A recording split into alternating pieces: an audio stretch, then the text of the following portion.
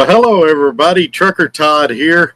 Thank you for coming in case you missed it on Thursday nights, 5 p.m. Central. I appreciate you being here. We're going to get to some of the comments in just a second. A lot happened this week that we got to talk about. First of all, my good friend John Toohey came on the show. I got several names stuck together in my head. John Toohey came on the show Tuesday, was talking about working at GP Transco as a company driver and was really happy there. I've included his email in the comments and in the description of the video, and I may place it periodically throughout the show in the comments in case you missed it. The reason I brought that up, though, is we had an incident on Tuesday, and I want to talk about it.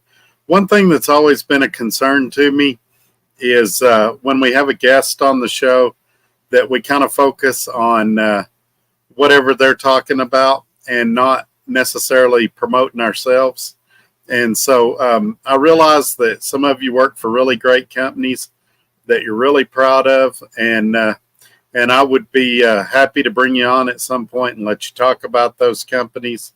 However, when we got another guest on, that's not the time or place to do it.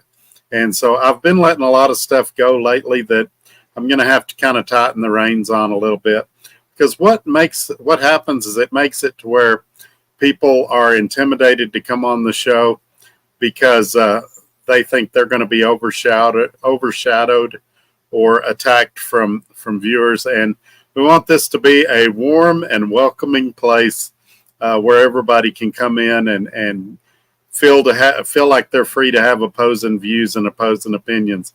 Speaking of opposing views and opposing opinions, on the Tuesday night video, and if you missed it, you may want to go back and watch it.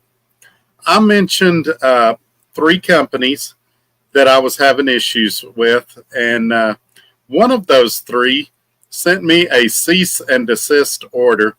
So I can't comment about them anymore, but as I've said from the beginning, I've got a really smart audience. I bet you guys can figure out who it is, and you can kind of draw your own conclusions. But I'm going to honor their cease and desist, even though it didn't come from a lawyer. It came from the head of their company, and that's partly why I was late coming on tonight. I was having a good laugh about it. But anyway, some good news. Samsung reached out to me, and they said I should have the money they owe me within the next 5 business days. So good on you, Samsung. Hopefully by Thursday or Friday of next week, I'll have that money. And like I said, one of the other 2 companies sent me a cease and desist order. Cease and desist, which is hard to say with a Southern accent, but I'm in awe. It's a shame we can't all just do what we said we were going to do, and it's a shame that we feel like we got to bring lawyers into it and all of that. This company felt like that I said things that were slanderous and libel and all of that, and I feel like I can prove everything that I said in that video. What I will do, though, is in the coming weeks, I will make a video talking about alternative options. I'm going to have to find a new service. As I mentioned, they dropped me, and that's fine. They can do whatever they want. I was planning on dropping them at the end of the year. I said that Tuesday night. So it's no harm, no foul. But anyway, I won't be commenting further on them for now. And you notice I didn't say their name tonight, not either. So I think we all know who they are. I said hi to most of you, but let's circle back around and do it in case they missed it. A lot of people will come in, say hi, and then leave for a little bit, and then they'll come back later.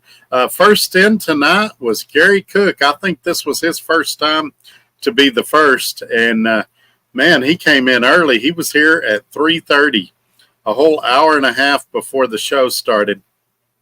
He says, I'll be there. I'm in North Little Rock on my way to Fort Worth, Texas.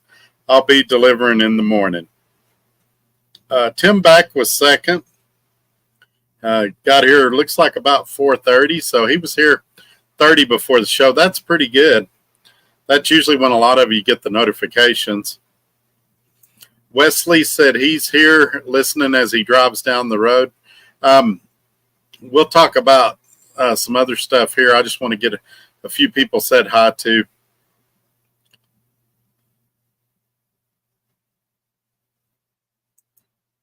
I told him to be careful out there. He said, okay. Brian Walton says, hope all is well, Todd. Yeah, I'm super good, getting better. I had a weird week of loads, too. We'll talk about that here in just a minute as well. Sure, we can do Dad Joke Thursday if you want to. Hey, Todd, I'm on the road. Looking forward to your show. I started this driving career about 6 months ago with Swift and fairly happy so far. Yep. A lot of people are surprised. They thought I was going to have a lot of issues with Swift. I did really well there. It's my understanding they're making some changes over there right now, and that's fine. I wish them the best. I met a lot of nice people there, and like I said, I was most successful there of any trucking company I've ever dealt with. So they'll always have a special place in my heart. I like doing the spot market and dealing with the load boards and negotiating rates and things like that. And I work for a great guy now. Hopefully in the next couple of weeks, I'll reveal who it is and kind of tell you a little bit more about him and about his company. Incidentally, though, he is going to come up because I got exposed to some other stuff this week I want to talk about as well. Tim says, welcome to the show, Don Wright. And I said the same thing. I didn't realize I clicked on myself. Let me get on down here a little bit. My uncle Racing Ray is here. Thank you for coming in. His wife, we mentioned him on Tuesday. She had her surgery. It ended up being this morning. And from what I understand, the surgery went pretty well, but they did have to remove part of her foot. So she's in the hospital recovering. I'm going to call him probably after the show or in the morning and try to schedule a time I can see him. I got a doctor's appointment in the morning, and I got to get a haircut. And then my goal is to be back on the road just as quick as I can. He says, give our buddy Trucker Todd a thumbs up. Yeah, please do. Subscribe, share, do all these things. Tell your friends. Something else I want to talk about real quick while we're on that. I'm learning TikTok. I still don't know everything. But if we can get me up to 1,000, I don't think they call them subscribers. I think they call them followers. I'm learning that I can start doing lives over there as well. And if I get with StreamYard and figure out how to do it, I may can put some of these videos over there as well. Or maybe the first hour of it or something like that. So we'll see. Those things are still in the work. But if you do the TikToks and you know anything about it, email me at todd@truckertodd.net. Give me your insights, your knowledge, your wisdom. And if you have an account there and you just watch videos, go check out the few I posted. I posted some trucks when I was at Matt's, and I put a couple of music videos over there the last couple of days with some dash cam footage and things like that. So you guys go check that out, and I'll really appreciate it. And follow me while you're there, or subscribe, or whatever they call it, so I can hurry up and get to 1,000. Russell Freight says services. Thanks for being here, man. Oh, it's been a week. It has been a week. I'm in North Carolina, going to Missouri tonight after my 10-hour. Well, there you go. Did any of that hurricane weather make it that far over? I'm at home right now in Texas, so I didn't get to enjoy any of that weather over there. You know, ATBS, we just had a lot of communication issues. They tried, and their supervisors tried, and we just never could get things worked out. For the average Joe six-pack truck driver, they're probably fine. For me, having YouTube and all the other things I've got going on, they just had their hands full with me. I've learned to never say never.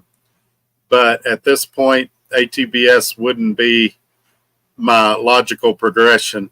I am looking, originally, I had planned to, at the end of the year, look at some different options regarding that.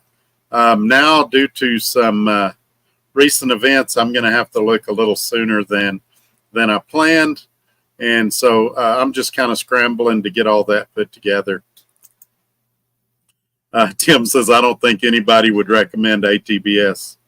I don't know. It's the thing about any company, and I'm not talking specifically about any particular company, is if they're bad and if they're making a lot of mistakes, they generally want to correct that because they want to be successful too.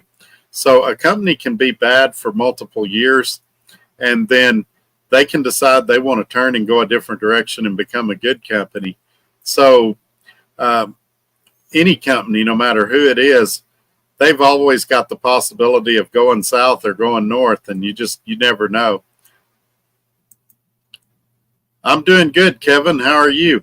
So let me, before I do any more comments, let me tell y'all about my crazy week, because it'll answer some of your questions about the freight market, the spot market, things like that. I had a load going to Cleburne, Texas, to a very large distribution center that if I said the name, we'd all know who it was. My appointment, according to the broker, was at 6:15 in the morning. When I got there an hour early, because that's the earliest they'll allow you to check in, they said, no, your appointment is at 3:15 this afternoon. Fortunately, they had a dirt lot nearby there that they allowed trucks to park at, and I parked over there. The problem was I had another load I was scheduled to pick up in Grand Prairie going to Amarillo. It was supposed to pick up at 1, and as I said, this other load at this distribution center wasn't going to even start unloading until 3:15 p.m. So I ended up having to cancel that load. Now, this large distribution center has been known to take 2 to 4 hours to unload trucks. So I didn't want to book anything until I saw how long it would take to get unloaded. Fortunately, they got me done in a couple of hours, and I didn't start looking for a replacement load until after I got empty. I found a load. One more thing I want to add. The broker paid me $400 detention for sitting there that 10 hours, so or roughly 10 hours, because you give the first 2 hours for free. So I ended up getting $400 more than I'd planned. Then I found another load going closer to Lubbock because I had a doctor's appointment tomorrow, and it paid roughly, well, the first load paid $812, the second one paid $750. So paid $72? No, $62 difference, something like that. Anyway, it's been a long day. The math is not there, but $60, $70 difference, something like that. But remember, I got that other $400. I still delivered on the same day. So it ended up being a net positive. And the reason I'm telling all that is not to brag or not to throw any company under the bus, but just to say that I think the freight market is getting better. And the reason is 2 weeks ago, had that happened, I probably wouldn't have been able to find a replacement load. It does seem like there's more freight starting to appear on the spot market. And granted, not all of it's great paying freight, but also the brokers are starting to seem more willing to negotiate. Now, they're not going to negotiate $500 in most cases, but usually $100 to $200 you can bump them up. Obviously, some of them, they're set in their ways and they're never coming up. And I think we all know who some of those brokers are. But some of them, if you're wanting $150 to $300 more, they've got some wiggle room. On the case of that load I brought from Fort Worth to Schneider, Texas, they originally wanted to pay $600. I bumped them up to $750. I started at $9, so I was happy with that. I felt like it was fair. I got home in plenty of time for my doctor's appointment, and so that's the reason I wanted to bring that up. People are always asking me what the spot market's looking like right now, and I felt like that was an example of how it's improved. It seems like in the last week or two. Now, some people would say maybe it's because the Labor Day weekend. Maybe it is. a week or so ago when it was the blitz. A lot people said it was because of that. That may be true too. I just, after so much negativity in the market, I'm looking for any sign I can to be optimistic. And so that I wanted to share that story with you guys as well.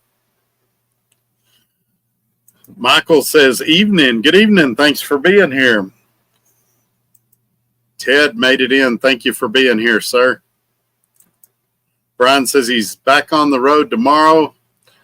Did home time yesterday and today, heading back to Georgia in the morning. Oh, I bet it is hot and humid down there, but ideally I'd like to kind of go that way when I leave Lubbock. I'm going to start looking for tomorrow after the doctor's appointment, and sometime between tomorrow and Monday I'll leave out, just depending on what's out there. Mark says he's listening and driving. Thank you for being here, my friend. Be careful out there.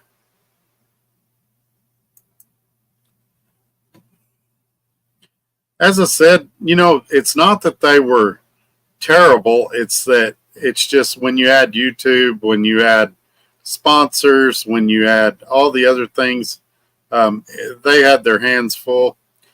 Sometimes I had trouble getting a hold of people, but I know some people at ATBS.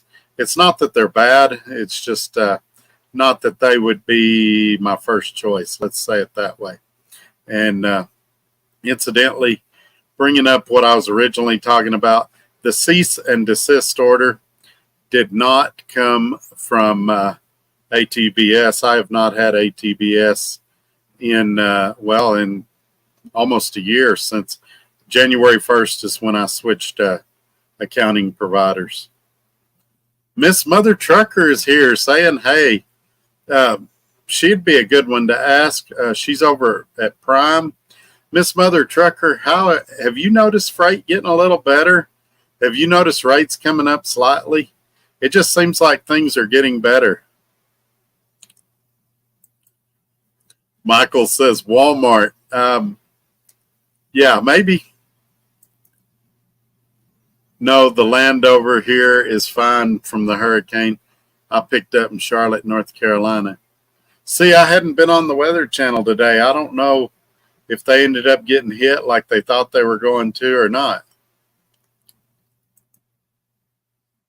Hey, Todd, nice sleeper. Yes, this Kenworth, I've mentioned it in several videos, has a very nice sleeper.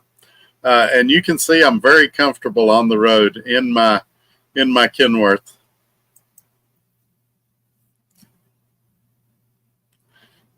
Yeah. In a little bit, I'll be doing a few tunes on the piano. Y'all stay tuned for that. It's been in the low 80s in Dalton, but here in Louisiana, it's been over 100. Yeah, they've had heat advisories. Seems like everywhere I've gone lately. And as some of you know, my APU quit working again, so I've been having to idle the truck, and my fuel economy's in the toilet. I got to get that fixed. Hopefully I can do that here next week sometime.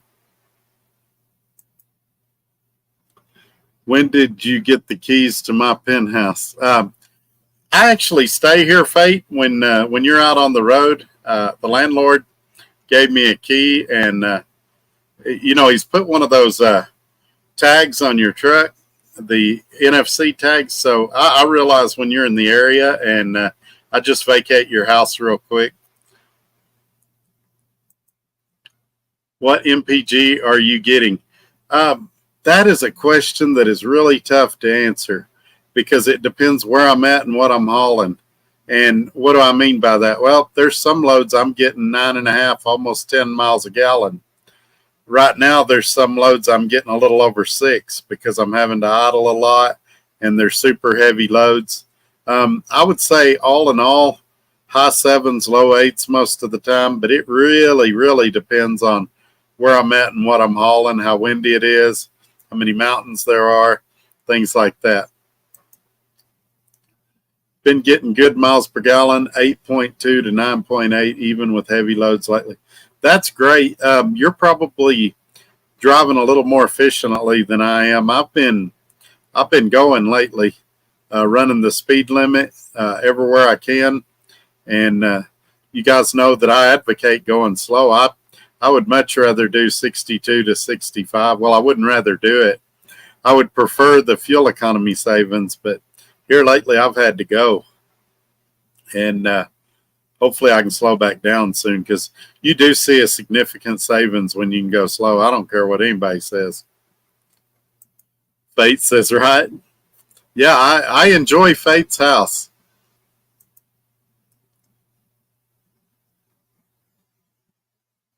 Trucker Tax Services, Grand Rapids, Michigan. They are good. Yeah, I don't want to go too deep in that tonight. We're going to do a show probably in a couple of weeks where we'll dip into alternative ideas. I may just do it myself. I hadn't decided yet. I still don't like that idea, but I got a friend on here that he does his himself, and he tells me the only thing I have to fear is fear itself. So maybe it's not as bad as I'm thinking. I just like having somebody in it with me in case of an audit or things go south or something like that. But I just need to do really good record keeping, and I've got a little time to look before the end of the year.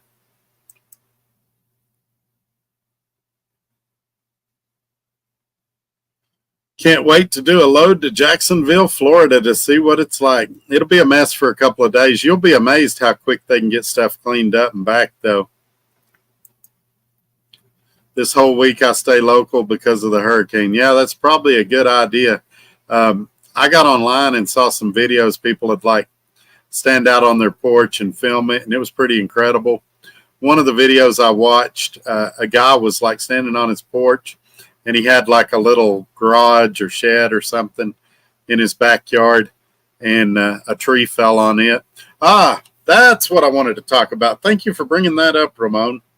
I was also watching a YouTube video this week, and it was the CEO of a trucking company that if I said the name, you'd all know who it was.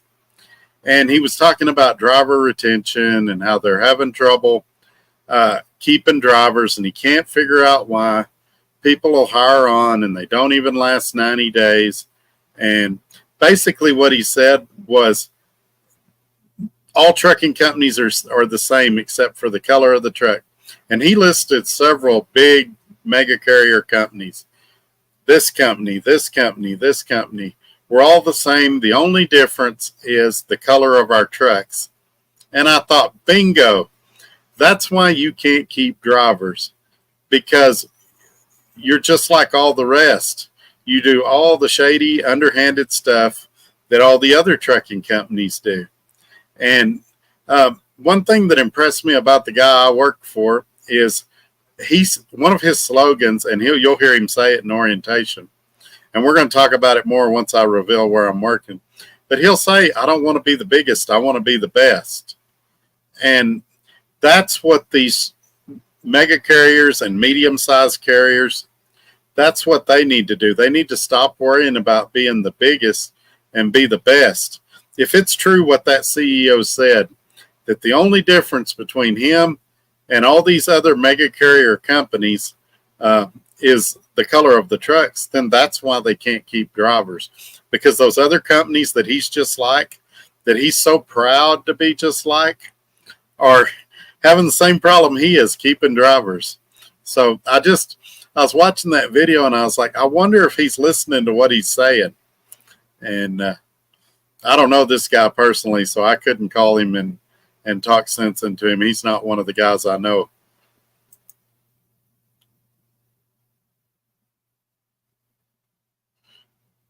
So let's talk about the piano again back here.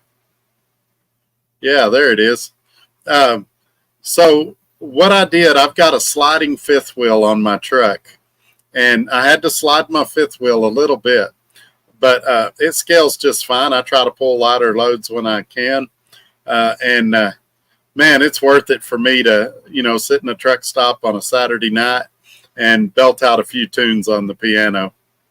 I'm sure some of you have heard me at the truck stops playing tunes. You'll walk by my truck, you'll hear sounds like Beethoven sometimes, I can belt out all the hits on the piano.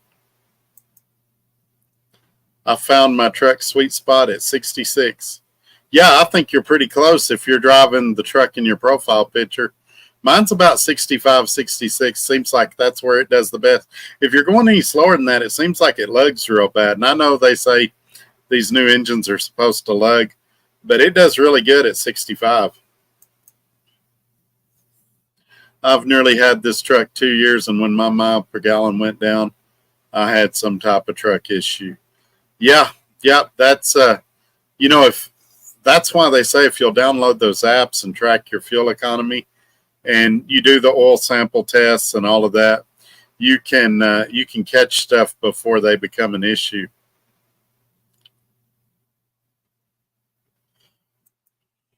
Well, that's what I was talking about, Miss Mother Trucker. I think things are getting better. I'm a little bit of an optimist, and so the fact that I've got more loads to choose from than what I did have, and rates seem to have came up a little bit. I don't know if it's a net gain or not because fuel has gone up a lot. So that's why I was telling these guys I've got to slow down and I've got to start managing my fuel really tight again. I've been running just hard as I could here lately, trying to squeeze as many loads as I could in. But I need to. Sometimes it's not about working harder; it's about working smarter. And I just need to slow down and run it like a business. And I think we're going to be okay. I think good times are going to be coming soon. Logic Neo is here. Thanks for coming in, man. Been listening to you guys, but cannot be talking because I'll be driving. So you're on my podcast. Yeah, the other day, the guy that I'm thinking about having on for health insurance, he called my show a podcast, and I was like, I'm going to have to do some Googling. I don't know if I'm a podcast or not. I don't know what you would classify this show as, other than fun to do. All I've ever used is ATBS was for keeping my records. There you go. Ramon says, last night I-10 was closed. Where at and why? They wanted to give me a load to Jacksonville, Florida. I turned it down to do Houston. Well, there you go. So Michael says, hurricane, seen the same interview. No, this actually was not hurricane. So if you saw hurricane saying the same thing, then that proves my point. All of these companies are going around and they're going, well, we're just like the other guys, just different colored trucks. And the other guys are having trouble keeping drivers too. Maybe that's the reason. Maybe they need to adopt a mindset like the owner of the company I work for, where they're going, we don't care if we're the biggest. We want to be the best. We want to take care of our drivers, because that kills turnover right there. And so I don't know. I haven't seen the hurricane one. I honestly don't watch their videos unless they've got a real pretty truck or something, and then I'll watch it real quick to see the truck. But no, the guy I saw was not at Hurricane. Mr. Kenny G. Yeah, he does look like Kenny G. I'll probably get another cease and desist for saying that. The new name, Todd the Piano Man. Oh, yeah. And we may do like Elton John Sunday. I'll come on Sunday and I'll play the piano for an hour. All your favorite Elton John piano hits. Or Billy Joel. That'd be hilarious. Yeah, the truck. My profile pic is. There you go. Yeah, that's and another guy I know that drives a 2019, mine's a 2020. He was commenting today on a phone call about how great his truck's running, and he's doing really well with it too. These Kenworths are just comfortable. I still like a Peterbilt just a little bit better, but the Kenworths are nice.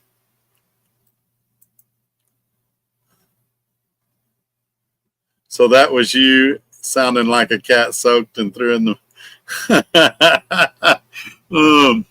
yeah, that's funny.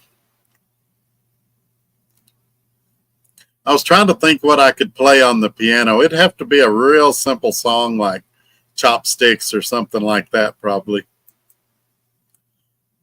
Pump price for fuel is like $4.54 in Georgia, and it's high in North Carolina. I got some earlier today for $3.99 a gallon here in Texas. Gary asked if I play Jingle Bells on the piano.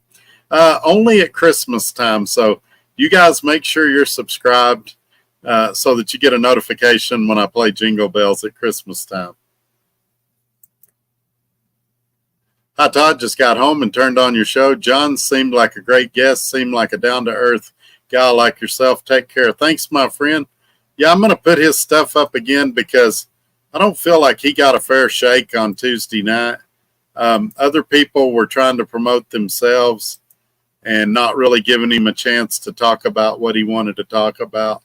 Again, like a Thursday night show when I don't have guests, if you work at a great company, please share it on here so that guys that are at a terrible place can hear about it. But let's go to the health insurance guy again. If he came on, he wouldn't want Aflac, Blue Cross Blue Shield, and United Healthcare in the comments talking about how bad his insurance was and how great theirs was. And so when we got guests, let's be nice to them. Let's give them a chance. Hey, it may not be the place for us. That's why there's a million trucking companies. But let's hear what they say. It might be a place for our neighbor or a guy we go to church with or something like that. So he's about the second or third guy I know that worked at GP Transco that was very happy and made a good living there. And so I don't fault him for being excited about where he's at and wanting to share it. He's been there close to 2 months now, which I get is not a long time, but it's long enough for him to kind of see the good and the bad. And I felt like he was honest and shared the good and the bad. So, yeah, I would just ask that when we have somebody on, let's ask them good questions and not try to throw them under the bus. I remember back in 2006 when diesel was $5 a gallon, we used to put cooking oil mixed with diesel. Yeah, there was some YouTube channels where people were making, they were going to like McDonald's and getting used French fry oil and converting it into a fuel that would run in their diesel vehicles.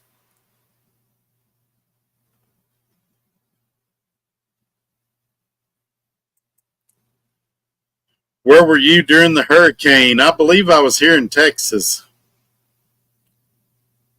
And you're down in Beaumont. You got to remember, I live in Lubbock, so I was up in the Panhandle. I was down in Schneider and over in Dallas area. So I was quite a bit north of where you were. Todd, hey, thanks for being here, B Feline. Yeah, that is a great question. And without getting too political, let's just say that Hawaii traditionally votes Democrat. I mean, by a large margin. So with the Democrats in control, you would think they would take care of that state better than what they did in a natural disaster. But, and I'm not blaming Biden. There's a lot of people under him that make the decision. He's just the one that gets the blame for it. But you would think the DNC, the Democratic National, would look at that situation in Hawaii and go, that's some of our constituents. We probably need to take pretty good care of them. I-10 in Florida, Madison County to Lake City because of, I bet it was. All right, let's get down here. Yeah, I bought some fuel in El Paso at the Petro for $4 a gallon with the discount. Blues Trucker US, good evening, Todd. Good evening, Blues Trucker. The KW I'm driving has 8 airbag suspension. It takes a little time to get used to. Yeah, I bet it feels like you're floating on a yacht, but it's probably a pretty smooth riding truck. I think people forget that what works for him may not work for you. Yeah, exactly. Exactly. And that's a great point Michael just made. Um, any company job for me right now is a non-starter. It's not something I'm interested in doing.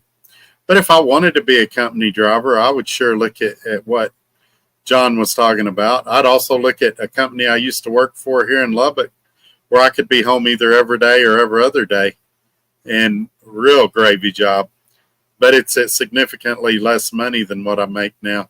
The point is we're all trying to find that job that makes us happy. And John Toohey found where he's happy, and I found where I'm happy. And we're just trying to help everybody else find where they're happy. And that's why I tell you guys, if you know of a great company, put it in the comments. Tell us about it. If it's one I've never heard of, I may bring you on the Tuesday show and we'll talk about it like we did with John.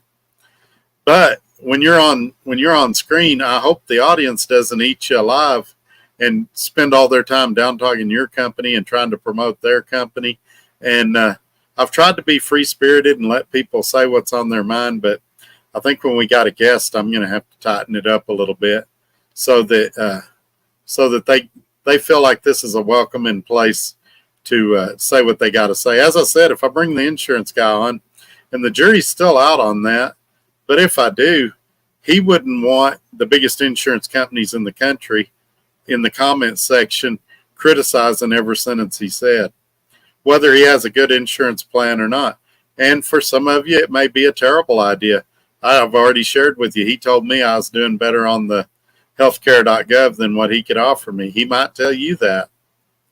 He might also save you some money and get you better coverage. So I'm arguing with myself right now if I'm going to bring him on Tuesday night or not.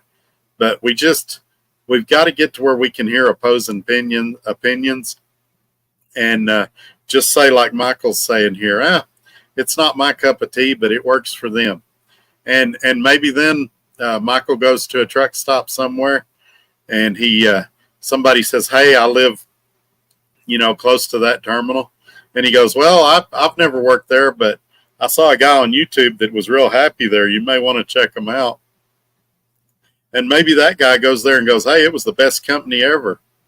But we won't ever know if we're so busy trying to self-promote that we don't allow anybody else to talk.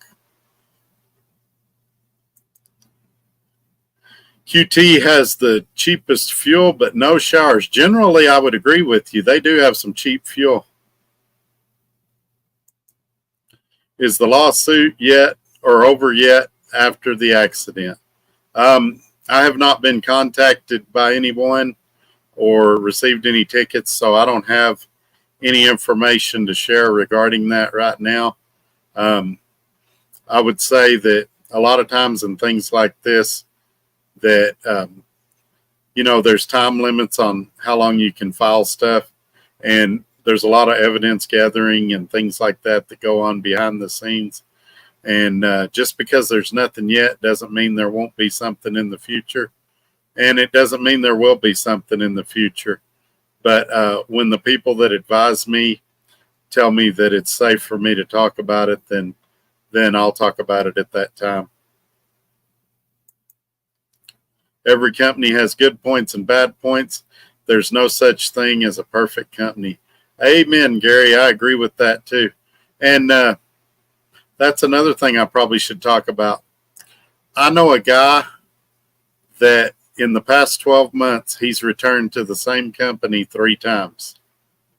And, we're all guilty of this. I'm not bad-mouthing him, but we all get to, our dispatcher says something we don't like, or a piece of equipment breaks down and we get frustrated and we start thinking the grass is greener on the other side of the fence. That trucking company over there has better trailers. That company over there has prettier trucks. That company over there pays 5 cents a mile more, gets me home more, whatever your hot buttons are. And you change companies and you go over there and it ends up being like those guys said in their videos. It ends up being a company that's just like them, but different color truck. And so you go, oh, well, I want to go back where I was. And before you know it, you're there 3 times in 1 year. And a lot of times sitting down with somebody and talking things out with them, you can work things out a lot better. All of the companies that I've worked at for going years back, there's only one of them that I left upset with. And I wasn't really upset. I wanted to sell cars again at the time. But he begged me to come back. And eventually I ended up going back. But that's another story. But the point I was trying to make is, a lot of times you quit these companies and companies don't even know you're upset with them. Go in, talk to them, sit down, try to work stuff out. And it looks better when you're applying for jobs. I mean, how do you explain going to the same company 3 times in 1 year? I hope Midlife Trucker sees this. He was the one trying to recruit and whatnot on Tuesday.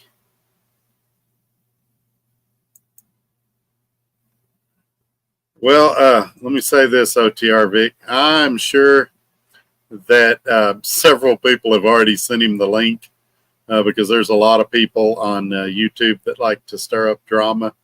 But I didn't say it necessarily directed at him, but he definitely was in the subject matter.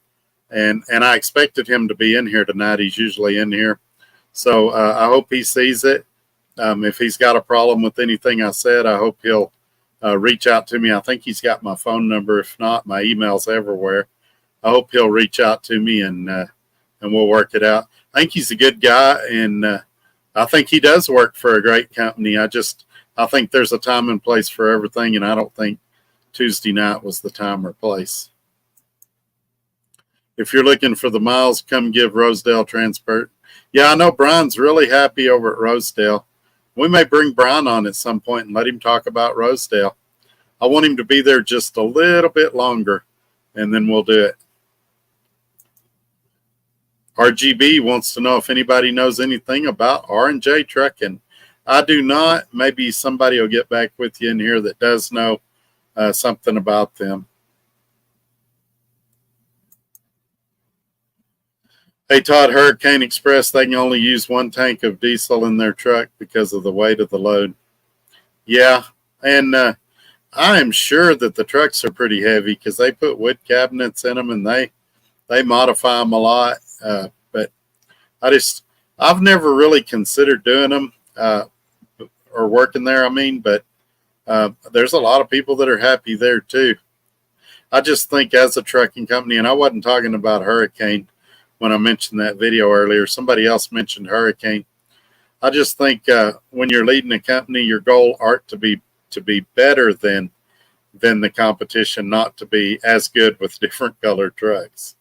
But that was his exact words. With Rosedale, you will get the miles and great home time as well. All righty. If you're happy with your company, then stay there. Yeah, exactly. And quitting should be the nuclear option. It shouldn't be, your first go-to thought. Well, if I don't get my way, I'll just quit. It should be the nuclear option after you've tried everything else.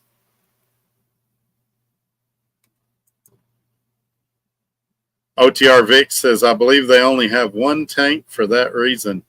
I just, do they only have 1 tank? I thought their big hooded trucks had 2 tanks, but I'm not sure. I'm happy where I'm at, so nobody please try to recruit me.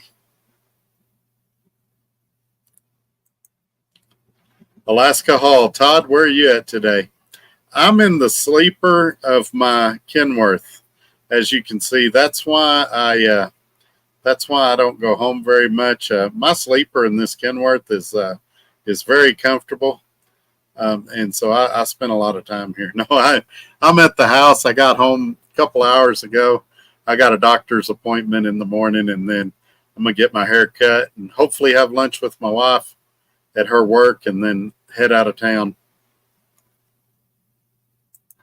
John says he gets 4 $4,200 for North Carolina to Phoenix dropping hook. Do you think I can do better elsewhere? How many miles is that? And what are you hauling? And there's a lot. Is it multi-stop or is it one pick, one drop? That kind of question's hard to answer because somewhere there's somebody that pays more and somewhere there's somebody that pays less. But I don't think, let's see, what would that be? That's probably 2,000 miles anyway, isn't it? What's the mileage on that? I applied there 2 years ago. I got hired. I don't like going to New York. Yeah, I wouldn't want to go to that deal that they go to up there either. They do a lot of repower and loads. And so it you might not find yourself, I think it's called Hunts Point or something like that. You might not find yourself up there a lot, but man, can you imagine trying to back in some of those docks up there with a hooded truck? I need a sleeper like that. Well, this is a PACCAR specially built this sleeper right here for Trucker Todd. So if you want a sleeper like this, you got to go to your local PACCAR dealer and tell them you want the Trucker Todd special. And they will, it takes about a year to get this sleeper, but they will, they'll custom build you one.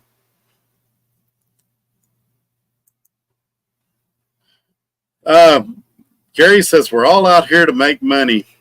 I used to think that. I don't know anymore. I've talked to some guys that I think some guys are out here to avoid their wives. I think some guys are out here to avoid a house payment. They can live in their truck. I think some guys are out here just to get their family off their back. So it's everybody's got their own reason for being out here, and it's fine. Like I've said it in 100 videos. If you make $600 a week and you're happy where you're at, then I'm not going to criticize you. If you call me and say, hey, I want to make more money, then I'm going to try to help you figure out how to do that. If you're making $1,500 a week and you're happy with that, great. If you think you ought to make more, I'm going to try to help you. But if you're making over $3,000 a week, and I'm talking about take home, and you're not happy, then I'm going to talk to you about setting realistic expectations. So it's okay to want more. It's okay to try to achieve more, but you got to be realistic about what you want and what the market will allow and things like that. I mean, I've been driving for almost 27 years. December 3rd will be 27 years. And look how long it took me to get a sleeper like this. So John says that load that pays $4,200 is around 2,000, one pick, one drop. Honestly, how long does it take you to do it? About 3 days, 3.5 days. That's not terrible because you could turn that. If you could do a turn, you could. That'd be what, 8,400 in a week. That wouldn't be bad at all. If you're only doing one of those a week, I would say it's not super great revenue, but it's not terrible in this market. I had a guy earlier today, and this is a perfect example of what I was just talking about. He called me and he said, Todd, I've grossed $5,500 worth of revenue this week. And he was so happy. And it was one of these foreign-owned Russian Chicago area-based companies, and he was doing a lease purchase. And again, I followed my rule. I'm not going to criticize you if that's what you want to do. It's just not for me. And I said, well, but gross doesn't matter. What did you net? What did you take home? And he said, oh, I've got a lot of deductions. Well, yeah, that's the problem with those foreign-based Illinois lease purchases. Out of a $5,500 gross week, he took home $1,100.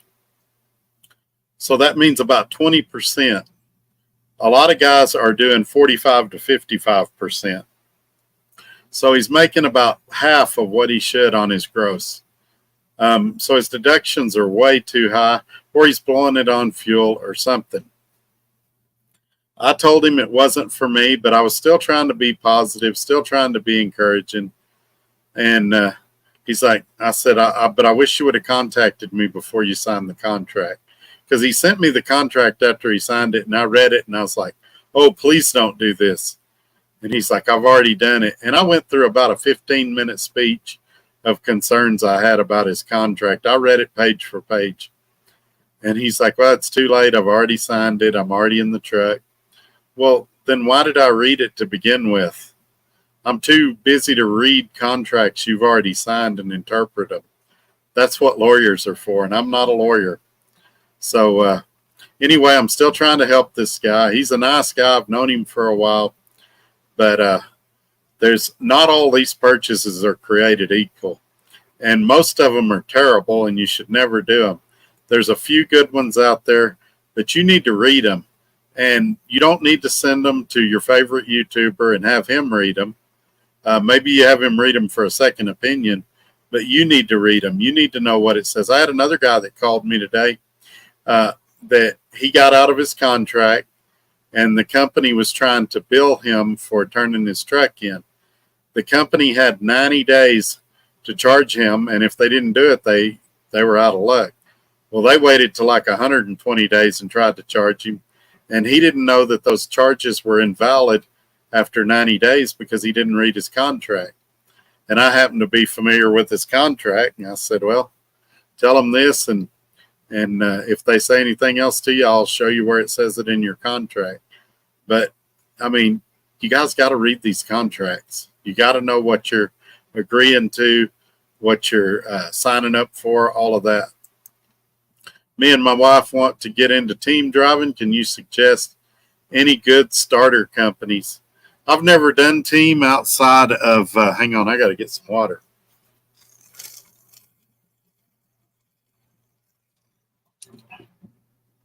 Outside of training about 27 years ago, I haven't done any team driving. I know some people that team drive that are in here fairly regularly. The Truckers Coach is team driving with Stewie. Miss Limousine LLC comes in here a lot. They're team driving operation. I know two brothers that team, and they do really well. Great guys. And so, but as for companies, it depends on what you'd want to do. I would honestly, in this market, the way things are, I might consider doing some LTL freight depending on where you live. And, you know, if you could get something that got you through the house, got you lots of miles. But, yeah, I'm probably not the best resource for team driving opportunities, but maybe somebody here in the comments will throw something back to you that you can use. No, they have 2 tanks. I spoke to one of them in Barstow, California. Well, there you go. We got clarification that the Hurricane trucks do have 2 tanks. I can't remember if I said hi to my uncle earlier.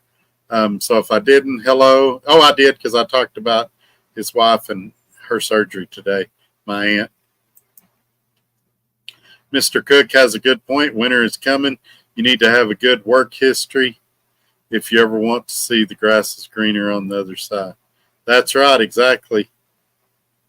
That's it right there. And that guy, I mean, he's in his 50s. It's going to get harder to find jobs. The next time he leaves this company, because if he's left them 3 times in a year, he's probably going to leave them again in a couple of months. He's going to reach a point where it's really hard to get hired anywhere. A lot of companies have a policy you can't have more than this many jobs in the last 2 years or this many jobs in the last 12 months. And so you got to be careful. OTR Vic says, okay, I heard it wrong then. Yeah, that's a great question. That load from North Carolina to Arizona, about 2,000 miles. How heavy is that load? And then back to Hurricane, the load we were talking about. You are correct, Ramon. It's California to Hunts Point, New York. Load of Tyson chicken. Yeah, they from what I understand, most of the time they repower that load so that they can get it there quickly. Yeah, that's another great question. I assumed it was some type of a round trip deal they had worked out with him where they provided him with some kind of load back. But that's what you'd want to know. The devil's always in the details. Eventually, our economy is going to get better. Just meet the faith. Yep, we've just got to hang on as long as we can, and it's tough. I really thought I was going under this week, and I thought it last week, and I think it's because of all the prayers and everything. I keep making it through, but I've got a lot more gray hair than I did a couple of years ago for sure. I've had a lot more sleepless nights and bags under my eyes, and there's some YouTubers that'll come on, they'll say, "Oh, I'm getting rich, everything's great, the market's great, my truck's great," and I don't do that. I come on here and I'm honest with you, so I hope you guys appreciate that. It's to my detriment a lot of times. My honesty does get me in trouble, and as I mentioned at the start of the show, I've been served my first ever cease and desist, which I wear with a badge of honor. Nova and Super Ego are the worst. There are many people that would agree with you. I've never worked at either one of those companies, so I can't give firsthand knowledge, but I've heard people say similar things. Russian-owned, Chicago-based Illinois company. Huge issue is the fuel program. Mind you have to get your own card and manage the heck out of your fuel, as you well know. Yeah, some of them force you to use their fuel card. I had a guy that called me the other day, and he was trying to figure out how to make more money. And I was saying, man, you got to get that fuel card, that ES Advantage that I promote, because, man, they're killing you on fuel. They won't let us. We have to use the company fuel card. And again, I'm not a lawyer. I don't know if that's legal, if you can do that to an independent contractor, but they've got these guys doing it. Try Forward Air, good company for teams. Well, there you go. That guy looking for teams, Ramon, who's a guy that's been in here a lot for a long time. He's a reliable resource. He says Forward Air is good. So based on his recommendation, I would definitely check him out. Where is Nova out of? I've seen them, but never heard of them. They're somewhere up in that Chicago area, I do believe. They put really cool Facebook ads, though. Also, don't choose your trucking company just solely on a Facebook ad. You guys, they hire marketing teams. All of these companies do. Do your research. Check out their Safer score. Ask other drivers. Just because they can put out a flashy Facebook ad doesn't mean that's where you want to work. This is for the guy asking about a great starter company for him and his wife, Prime Inc. Todd has my information. Yeah, if you're interested in Prime Inc., maybe we'll bring Miss Mother Trucker on the show and let her talk about them. I would agree with her. I think Prime would be excellent for teaming. They have a lot of those long produce loads and things like that. You might do really well there as well. And I can sure put you in contact with Miss Mother Trucker. I talked to her once upon a time on a phone call. Man, a long time ago, probably over a year ago. And I think I've still got her number. And I might have her email somewhere. But even if I don't, I can find her information if you're interested in Prime. And she does really well over there in trains. So some of you students that are considering Prime, she could help you with your training aspirations as well. As far as team driving with the wife, we both need a company will assist us in getting our CDL. Then without a doubt, probably Prime for teams. Email me at todd@truckertodd.net, and I'll get you in touch with Miss Mother Trucker, and she can kind of walk you through it and get you some more information. Prime has a pretty good training program from what I hear. I think Swift probably does too. I know I'm going to get chastised for saying that. But the big companies, I mean, they've got the money to spend on training and stuff. So you can get a decent training at some of these companies, and it's hit and miss. For example, I mentioned Swift. Swift has numerous schools. One of them might be good. One of them might be bad. You still got to do your research. Some are going to be better than others, but yeah, there's a lot of opportunities that, quite frankly, wasn't there when I started. If training's what you want to do, or I mean, get your schooling and all. Yeah, Creek Carrier is another good one that I hear a lot of good about. Marcus Smiley likes them. Also, Skyline comes in here a lot. He's at Crete, and we've talked about him coming on a Tuesday show and talking about Crete. He's really happy over there. Not much, Gregory Spears. How are you doing tonight? So I'm assuming Michael's talking about Nova. They are in Bridgeview, Illinois, basically Chicago. If you were talking about a different company, please let me know, but I think that's who you're talking about. I thought Prime was downsizing. They did. I watched Robert Lowe, or Rob Lowe. I think it's Robert. I played basketball with him back in 2001, 2002 one time, but I can't remember if it's Robert Lowe or Rob Lowe. He was doing like a talk, and he said that they're selling off some equipments. They're trying to get rid of some assets and things like that to just kind of streamline things a little bit until the economy approves. And so that's not a bad tactic. I've shared this before, that when I was at Roadrunner, there was several YouTubers that were saying Roadrunner's going under, Roadrunner's going to sell out. And I had talked to the president of the company at the time, and he had said, no, we're going to become asset light. He even put out a YouTube video saying what his strategy was. And after talking to him on the phone, I said, Roadrunner's going to be fine. Now nobody's talking about them going under anymore. They've turned it around. And so I wouldn't be scared just because Prime is selling off some equipment. Now, it goes back to what we were saying a minute ago.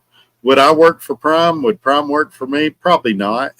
They wouldn't be my first choice at this day and age, having my own truck and everything. But if somebody comes to me like this that's a student, especially a team, and they need some training and somewhere to get started, yeah, Prime might be a great fit for them. Swift might be a great fit for them. It all depends where they live, what they're looking for, and things like that. Yeah, another one is CRST Gold. You can't get the license through them. Yeah, a lot of people go to CRST too. I don't know as much about CRST, but I know a lot more people at Prime. And about 20 years ago, I worked for Prime back in 2001 and 2004. So I have a lot more firsthand experience with them, and I'm sure they've changed a lot since then. But I still know some people over there and things like that. So that's why I would feel more comfortable mentioning them. But I do trust Ramon in his opinion. And if he says CRST Gold is good, then his opinion's gold in here. I believe him. I've seen a lot of husband and wife teams. I think that's the best way to learn. The income goes into one bank account. Yeah, if the money's all going in one house, you can make a killing. Michael says, I got it right. Good deal. So it is Robert Lowe's. I couldn't remember if they called him Rob or Robert. Okay, so I was right both ways. He likes to be called Rob Lowe. So he used to have an office when you walk in the main part of the terminal. I don't know about now. He used to have an office right there by the front desk, and he had an open door policy. And if you had a beef, you could walk in there and talk directly with him. And he was very pro-driver friendly. Now, he's a lot bigger company now, and I don't know if that policy is still intact. I never had to go in there. I had a great fleet manager when I was there, and but I did happen to see him in the basketball court one day and played basketball with him for a little bit. That was in my younger, skinnier, healthier days, and he's a nice guy, very pro driver friendly. If you've got a legitimate issue, go in there and try to get a contact with him if you work at Prime. If it's something silly, don't bother him with silly stuff. Go through chain of command. But if you've tried chain of command and you can't get nowhere, he's a really decent guy, in my opinion, or at least he was when I worked there. I'm sorry, to me, most of the company coming out of Chicago, no good in my opinion. Yes, sir, I agree with you. I agree with you completely. I do think company driver, like I don't have any problem with John thinking GP Transco is a good company, because they may be. I know they used to have a lease purchase program, and they did away with it. That makes me think that they saw problems there and just decided to do away with it. So, I mean, they're worth checking out. Look up their Safer score. Talk to a recruiter.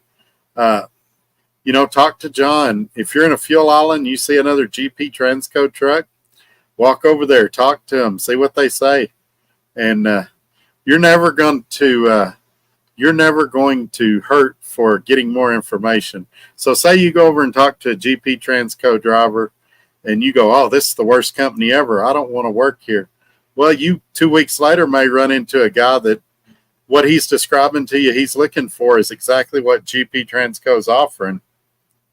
A small 500 truck company where you get lots of miles. And so maybe you can say, "Hey, I checked out GP Transco. It wasn't for me, but it sounds like it might be exactly what you're looking for." So when did you at Prime? I worked there for 2002 to 2006.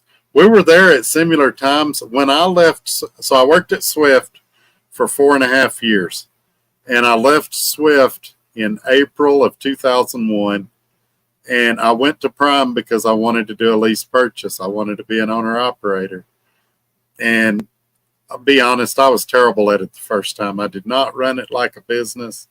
I didn't do anything right. And so I left and went and did some other things. Then in 2004, I went back. I didn't learn the first time.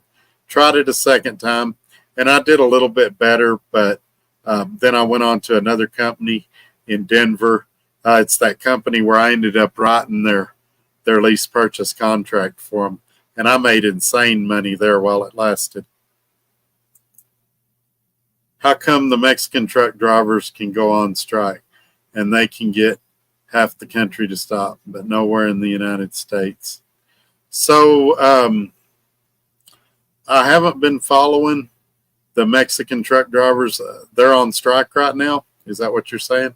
In Mexico or in the United States? Give me a little information, because I hadn't been following it. But I would say, generally speaking, that their regulatory system is from a different country, so they could strike down there when we're not able to strike here. But again, I don't have the details about their strike or anything, so it's not good for me to comment until I get a little more information. If I can find out about it, maybe I'll put a video out on it on Monday or something. Don't forget, have to sign a contract to work for a period of time and pay them back. Don't forget to mention that. Well, yeah, that's but the reason I don't mention it is because it's different with every company. So I've mentioned what I did when I went through truck driving school. Swift paid $130 a month towards my school back then for as long as I worked for them. Different companies have different things. Some of them you work for them a year and then it's forgiven. Some of them have longer contracts. So those are the kind of things that'll vary from company to company. And what'll happen is, if I start talking about that, somebody will pick the best one of what I said and take it to every company and go, "Well, Trucker Todd said y'all do this, and Trucker Todd said y'all do that." And I just I've learned not to get myself in trouble. I'll let them contact the companies themselves to get specifics. He's always on the basketball court around 5 p.m. shooting basketball. Yeah, and like I said, super guy. There's no telling how old he is now, but he's a nice guy. So I remember one of my dispatchers. Her name was Christy Hanna, I think it was, and she looked identical to Daryl Hanna, to the point that I asked her one day. I said, "Are you related to Daryl Hanna?" And she said, "No, I'm not." But if you judged a book by its cover, you would say, what does she know about trucking? And she didn't look like she was from the trucking world, but man, she could book a load. And if you got in a bind in trucking, she knew how to help. She was, I would say, in top 5 best fleet managers I've ever had anywhere. Hi, Todd. Finally got parked. Well, good deal, John. I'm glad you're here. Oh, and back to this. I'm pretty sure she's not there no more. That was over 20 years ago. She's probably retired now. What was a good settlement for prime lease driver when you were there? So you got to remember, this was early 2000s. $800 to $1,200 a week was pretty good back then. I believe the guarantee was like at 88 or 90 cents. Every 100,000 miles, they'd even it out to where they guaranteed you'd make loaded either 88 or 90 cents a mile. Usually you were over that a little bit, but you got to remember the cost of living was a lot different back then. Fuel was a lot different back then, but I would say a good week was $800 to $1,200 a week back then, because you can't get us to agree crap has a smell or not. That's why we don't strike. Yeah, well, that's the other problem. Let's say that we all decided we were going to strike next Friday. Half of you would say, "Oh, I can't afford to strike. I got to go to work." Half of you would say you were going to strike, and then you'd go to work. And then even if I got all of you to show up at the strike, you guys would sit there for about 15 minutes and start arguing with each other and go home. That's the problem with the American trucking system, is we can't get 3 guys to agree on anything for 15 minutes without criticizing each other and wanting to fight each other. Look at on here. We come on here with the whole goal of trying to help people. And how many people actually come on here and try to help people? And how many people come on here and just try to tear others down? I worked for Swift and went to school and paid it on my own. Now Swift pays me back $150 a month towards my tuition. And then there's a few balloon refunds I get. I think I get $1,000 at the. Well, there you go. That doesn't sound like a bad deal. What about mine? What was crappy was the school made a diploma for us, and they said, "Oh, you don't get your diploma till you pay your school off." And then the school went out of business, and they said, "Well, the bank has your diploma," and then you pay the bank off, through Swift and everything. And then the bank goes, "Oh, we don't have the diplomas." So I never did get a truck driving school diploma, which it'd have been nice to have. But if the worst thing that ever happens to me in my life is that I don't get that diploma, I guess it'll be okay. All right, who's next? In 1998, was going to Prime, was going to do a lease purchase. I ask if I can do some change to the truck, like some lights, and they say I have to ask first. That's actually, I'm going to take this hat off. It's digging into my head. That's actually pretty common in a lease purchase, and you really can't blame them because, I've talked to mechanics that drivers will drill holes in the floor and use the bathroom through those holes. I've talked to companies that drivers will take out all the cabinets, and then when they quit, they don't put them back. And so, yeah, you can't really blame them for wanting to be involved when you start modifying the truck, because they don't want they don't want you to hand them a bucket of bolts when you quit and decide to go somewhere else. And they don't know if you're going to stay or go. Statistically, they know that most drivers won't complete the lease because statistically, most drivers don't even stay at a company a year nowadays. Daryl Hopkins and Mike Freese. Where is that at, Michael? I got to scroll back.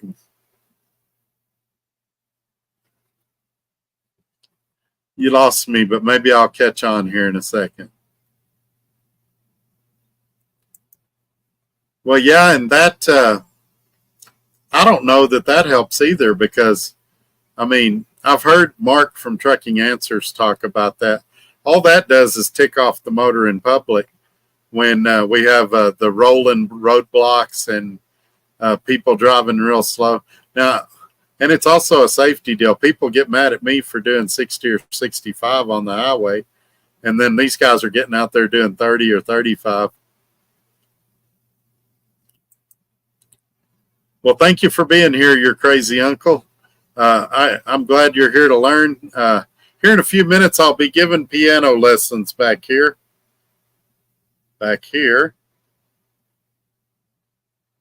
Hope you'll stick around for the piano lessons later. For those that don't know, this is the sleeper for my Kenworth truck. I like to live in luxury when I'm out on the road. Miss Mother Trucker says houses sold low between $1,600 to $2,500 a week. Me as a trainer, average between $4,500 to $7,000 a week.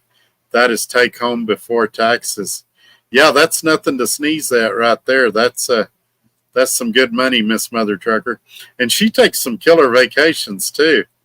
I believe, normally when somebody throw those kind of numbers up, I wouldn't believe them, but I believe her. She's living the life. Good afternoon. Looks like you made it home for the holidays. If I can figure out how to do it, I'll add a Christmas tree over by this window. I think that'd be pretty cool. Don't talk about the school not giving you your diploma or you might get a cease and desist.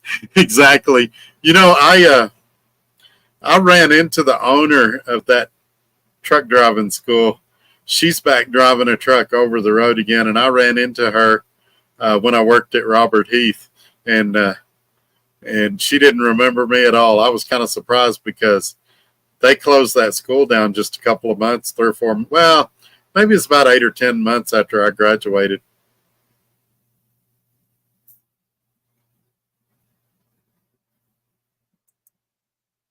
I meant we run less. Well, we're already doing that because of the market, or we have been. Recently, one of the mega carriers was telling their new hires that they would only get about 2,000 miles a week. So we're already slowing down, and we're already hauling cheap freight. And I mean, I don't think we can do a lot more. We've got to quit. Right now, I could pull it up if I wouldn't get sued for copyright. We've got loads on the load boards that are paying 75 cents a mile, 82 cents a mile. Now, do you know why those loads pay that? Because somewhere in the United States, there's a moron that will haul them for that rate. And as long as we got people that are willing to haul loads at ridiculously low rates, my wife is crawling on the floor so she won't be seen in the video. It's as long as we got people willing to haul rates at those prices, they're never going to come up. You guys don't realize how hard it's to do a video when there's distractions sometimes. Crazy Uncle says, LOL. Yeah, it's Kenworth and PACCAR in general is really making nice sleepers right now. That was your dispatchers at Prime. We probably ran into each other at the terminal, and I looked a lot different back then. I had long hair and I was a lot skinnier, and so it's possible we met and never knew it. I hate to see what a truck driving school charges in today's economy for learning how to drive. Yeah, it's my understanding that you can go to your state unemployment office, and a lot of times they can help you with financial aid for truck driving schools and things like that. I'm thinking if you could pair that up with a mega carrier that would pay for your school, you could come out really good. Maybe do like the other guy was doing, where you pay for your school through the state unemployment office, and then the mega carrier sends you a check every month for taking care of your own school. So that might not be a terrible idea.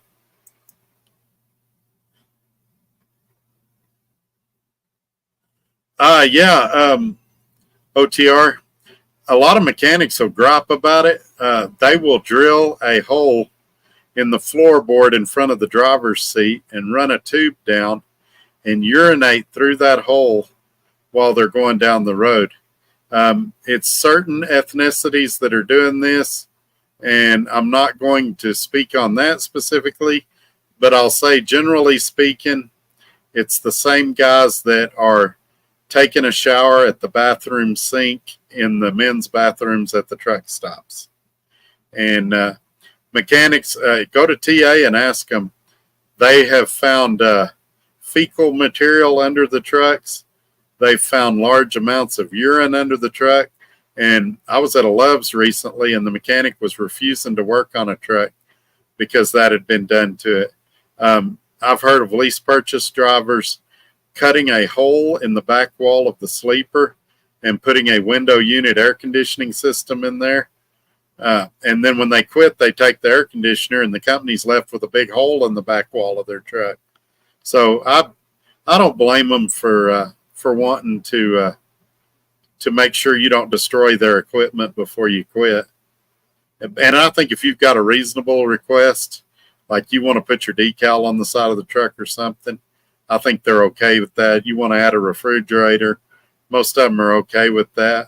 I know when I was at DART, one of my trucks did not have a refrigerator, and their requirement, no, it was it DART? I think it was. Their requirement was that if I quit, they wanted me to leave what I put in there or remove it, and their shop had to approve it because they didn't want me running wires and drilling and screwing something up. So a lot of companies want you to, if they don't put an inverter in the truck, and they want you to buy the inverter and then they'll install it, because they don't want some driver getting under there and arcing the wires and burning the truck down or tearing up the electrical. I know some friends of mine over at Church Transportation, that's what they do. They give you the truck, it doesn't have an inverter. You buy an inverter, and then they'll put it in for you. And that way, from their standpoint, they know the truck has had the inverter installed correctly. That's true. That's true. Mark makes an excellent point right here. So we have been conditioned that if you work for this company and I work for this company, we can't be friends. Or if you pull a dry van and I pull a flatbed, we can't hang out together. It's not so much a racial thing in trucking as it is, well, they're LTL, they're FedEx, they're UPS. We don't associate with them. And really, we're all doing the same thing. We're all picking up freight at point A, and we're trying to safely get it to point B as quickly and safely as we can. And I'll be honest with you, trucking is tough. There's going to be blood. There's going to be sweat. There's going to be tears. My leg is still healing from when I fell the other day. It was hard to walk there for a few days. And so as hard as trucking can be or is sometimes, we need to be helping each other, not tearing each other down, not trying to see how we can divide ourselves. Because in the end, we're all just trying to do a job and get back home to our families.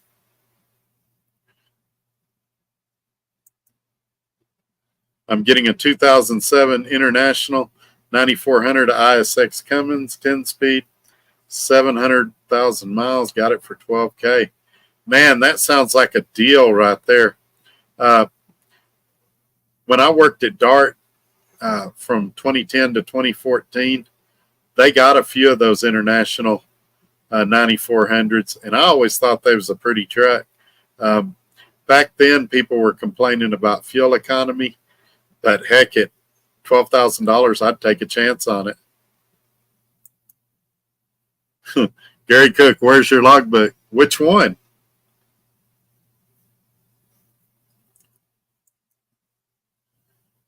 I've been using ATBS for 2 years. I still get ATBS emails, promotional emails. And like I said, I wouldn't never say never, um, especially with the events of late. It'd be hilarious if I went back to ATBS.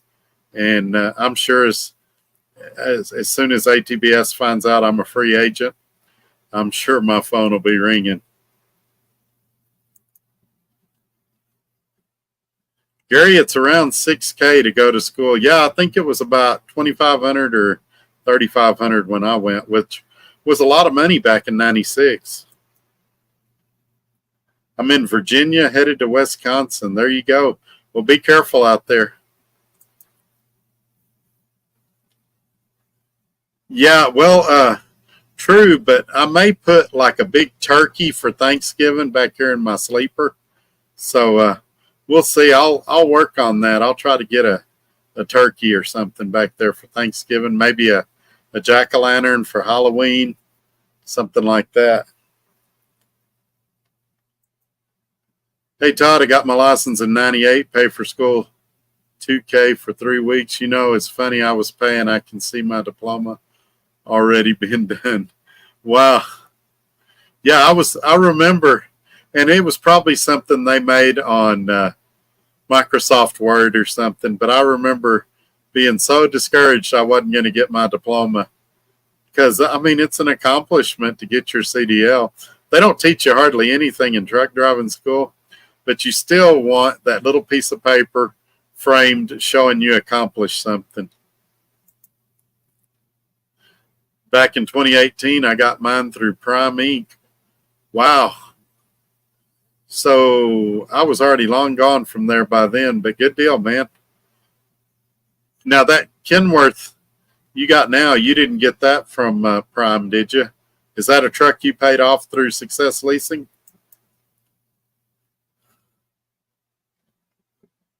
Had mine had long back then also. Oh, there you go.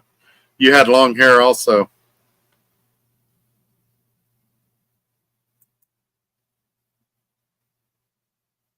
Does anyone think that COVID will return this winter? You guys are going to get me kicked off YouTube. YouTube hates when I talk about this. I think there will be a variant that comes out right before the election. I think it will be not a very serious illness, as each variant that's come out's been a little weaker than the past. I think they'll encourage us to mask up. I think they'll come out with a lot of new CDC guidelines that they want us to follow. And I think most people will tell them to fly a kite. I think it was a fool me once type thing, but I think most people are over it now. Speaking of that too, a lot of you have been asking for a political channel. I'm working on that. There's a membership thing I can set up on here and give you guys access to that. And in there, I can kind of say what I want, and I won't get in trouble from YouTube. And so if you want a more uncensored, unreserved version of Trucker Todd, that's probably the best way for me to give it to you. Ramon agrees with me. I like Ramon. He and I agree on a lot of stuff. We've both been out here about the same amount of time. Anytime he gives advice on here, it's usually really good advice. Ramon, there's a couple of you we need to do this too. Some of you, Ramon is now a moderator. Michael should be one too.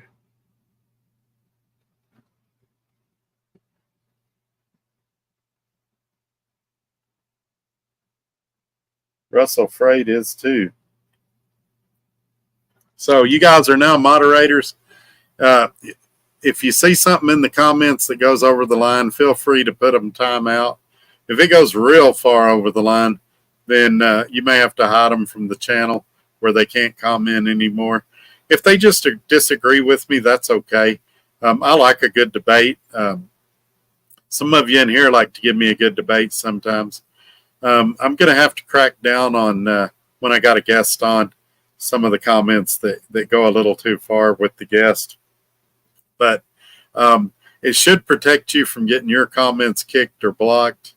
And so use that if you see something that goes over the line or that's inappropriate. That's beneath me. I will talk to folks 200 or 300 times before I decide if I like you. Still not a fan. Swift, nothing personal. Yeah, and that's one of those deals. Swift is a very divisive subject. Some of you will never like Swift, and that's okay. There's probably a company you like that I'm never going to get behind. We can agree to disagree, and we can still be friends.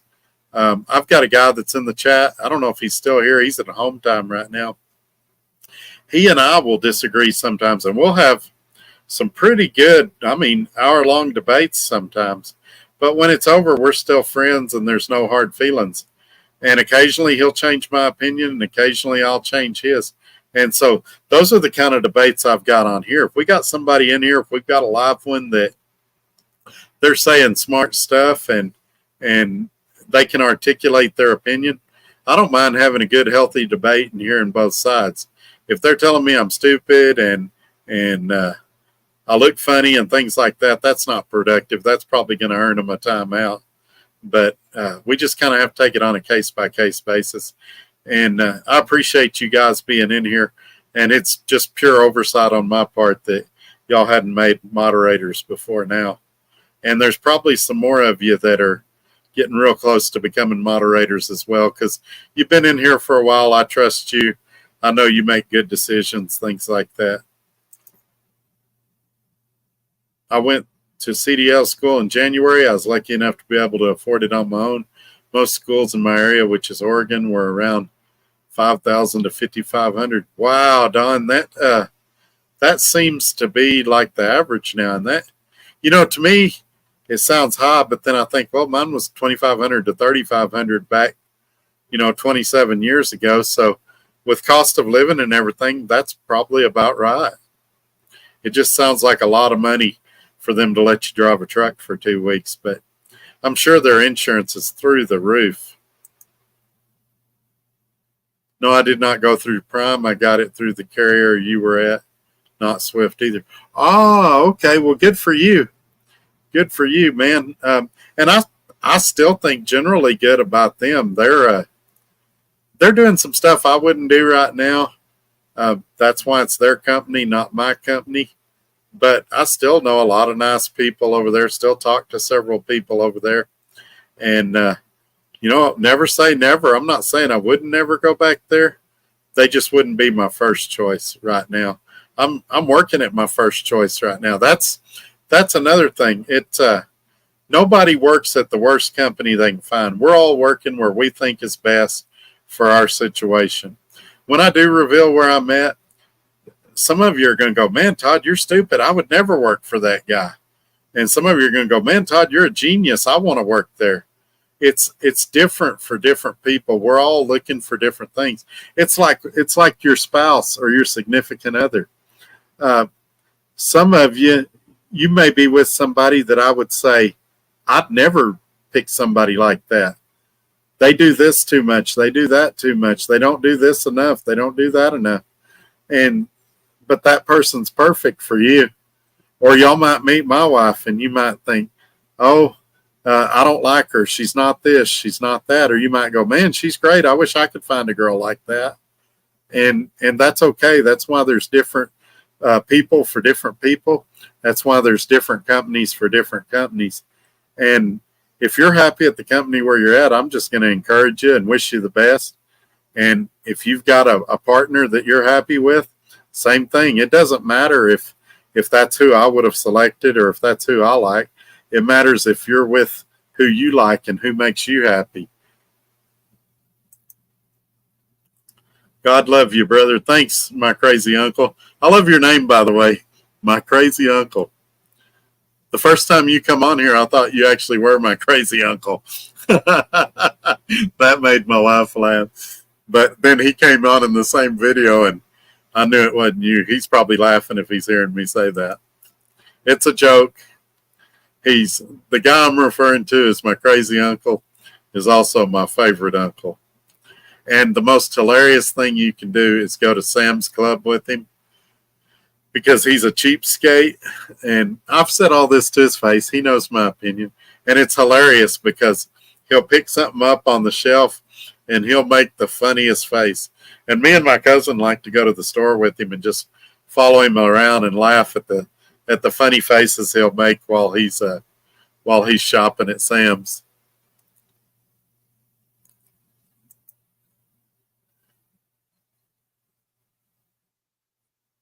Well, there will be another version, especially with the election. Yeah, I agree with you, Michael. I don't think anybody doubts it at this point. I had a guy, a good friend of mine actually, that I made him mad the other day. He sent me an email that was talking about a new variant of COVID that come out and saying they were wanting to do mask mandates again and they were going to have another mandatory shot and all this. And I was just like, I'm not biting. I didn't bite the first time. I almost lost my YouTube channel over it. And they don't like you talking about that virus, and they don't like you talking about the things that look like this and go bang bang.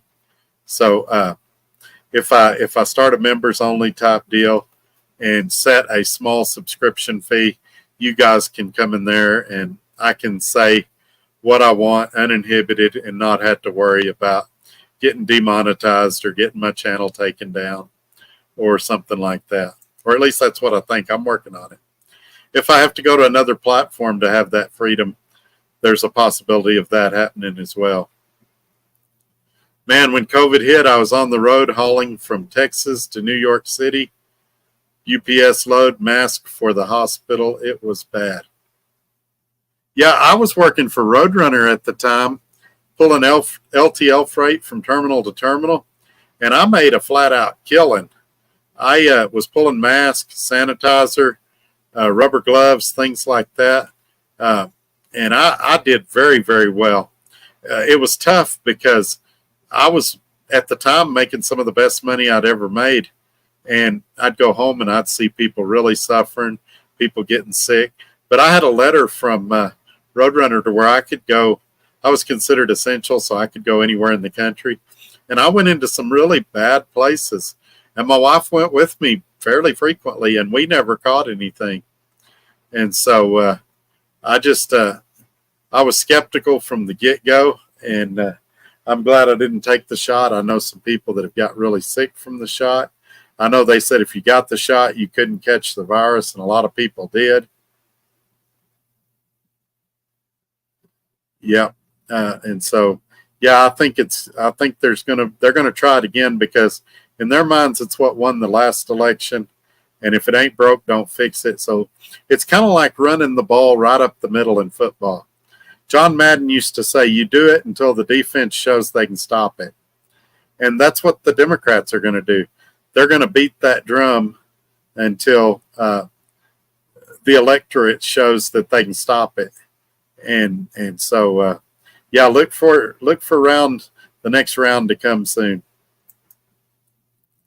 The trolls don't get it and know how to act. Yeah, it's a shame. It's they teach you with kids that if a kid can't get good attention, I've heard Dr. Phil say this, that they'll accept whatever attention they can get. I think it was Dr. Phil. Anyway, if a kid can't get good attention, they'll take whatever attention they can get. And I think the trolls are that way a lot. If their YouTube channel doesn't get them the attention they want, then putting down others will get them attention, and bad attention is better than no attention. And, it's like I told them, I've had direct conversations with them. If they would just calm down, I would try to help them. I'll give them advice how to grow their channel. Find something to talk about that people are interested in hearing, and then put it out. Tell the truth, don't lie, and do it consistently. You can't put out one video every 2 months. Do and you can't do 10 videos a day either. Do 2 or 3 videos a week, and just come on here, tell the truth, and talk about things that people want to hear you talk about. If you come on here and you're only getting 20 views, then that's not the subject that people want to hear you talk about. But if you come on here and each week you've got a few more people, then keep doing it. Go back and look at your analytics. If you see that one video that you did got a lot of traction, then make more videos about that subject. I had another YouTuber that he got into a big kerfuffle, let's call it, with Western Flyer. And one of his Western Flyer videos would outperform 20 of his other videos put together. And I said, do a couple more videos about Western Flyer. People like what you have to say about Western Flyer. And he did a couple more videos and got a bunch of views and then quit. And he went off talking about, sometimes he would preach, sometimes he'd talk about trucking. And I was like, don't do that. Stick to your subject matter. If you want to talk, if you want to preach, have a religious channel and then promote it on your trucking channel. If you want to talk trucking, talk trucking. And he didn't take my advice on that. And his channel's really struggled. I've had YouTubers give me advice. Some of it's been good advice. Some of it has been bad advice. Some of it's been terrible advice, to where almost to the point I think they was trying to destroy my channel. But yeah, you just drama's fun to watch when it's happening. But if that's all you got week after week, it gets old after a while.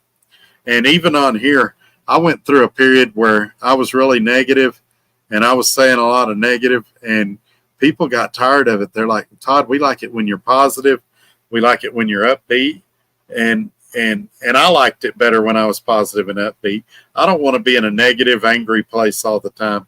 So I started turning my videos around, and subscribership's not where it was. Viewership's not where it was. I knew it wasn't going to be when I left a mega carrier. But we got some big announcements coming up before the end of the year. I'm probably going to announce where I'm working, things like that. We've got some sponsorships coming through. By the way, this headset is still working great. I'm still loving it. And if you look in the description, you can see how to get one and save 20% on it. Also, the Yes Advantage fuel card is there. Mudflap is there. There's, with the market the way it is right now, there's really no reason not to be taking advantage of those savings.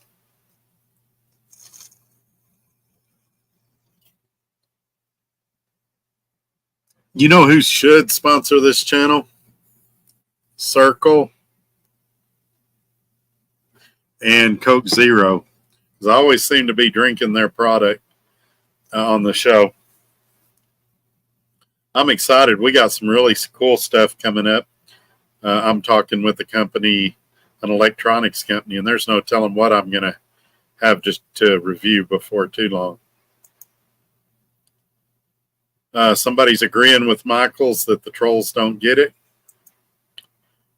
Ron around, if we could only teach our politicians to be respectful towards one another, what a wonderful world it would be. Yeah, and I've been watching Oliver Anthony this week. You know, he came out with this song, Rich Men North of Richmond, and both sides, Republicans and Democrats, tried to politicize this song. And really, he's talking about all politicians. He's not taking a political stand. He's saying both sides are just trying to get themselves richer. The dollar's not worth anything anymore, and they tax it to death.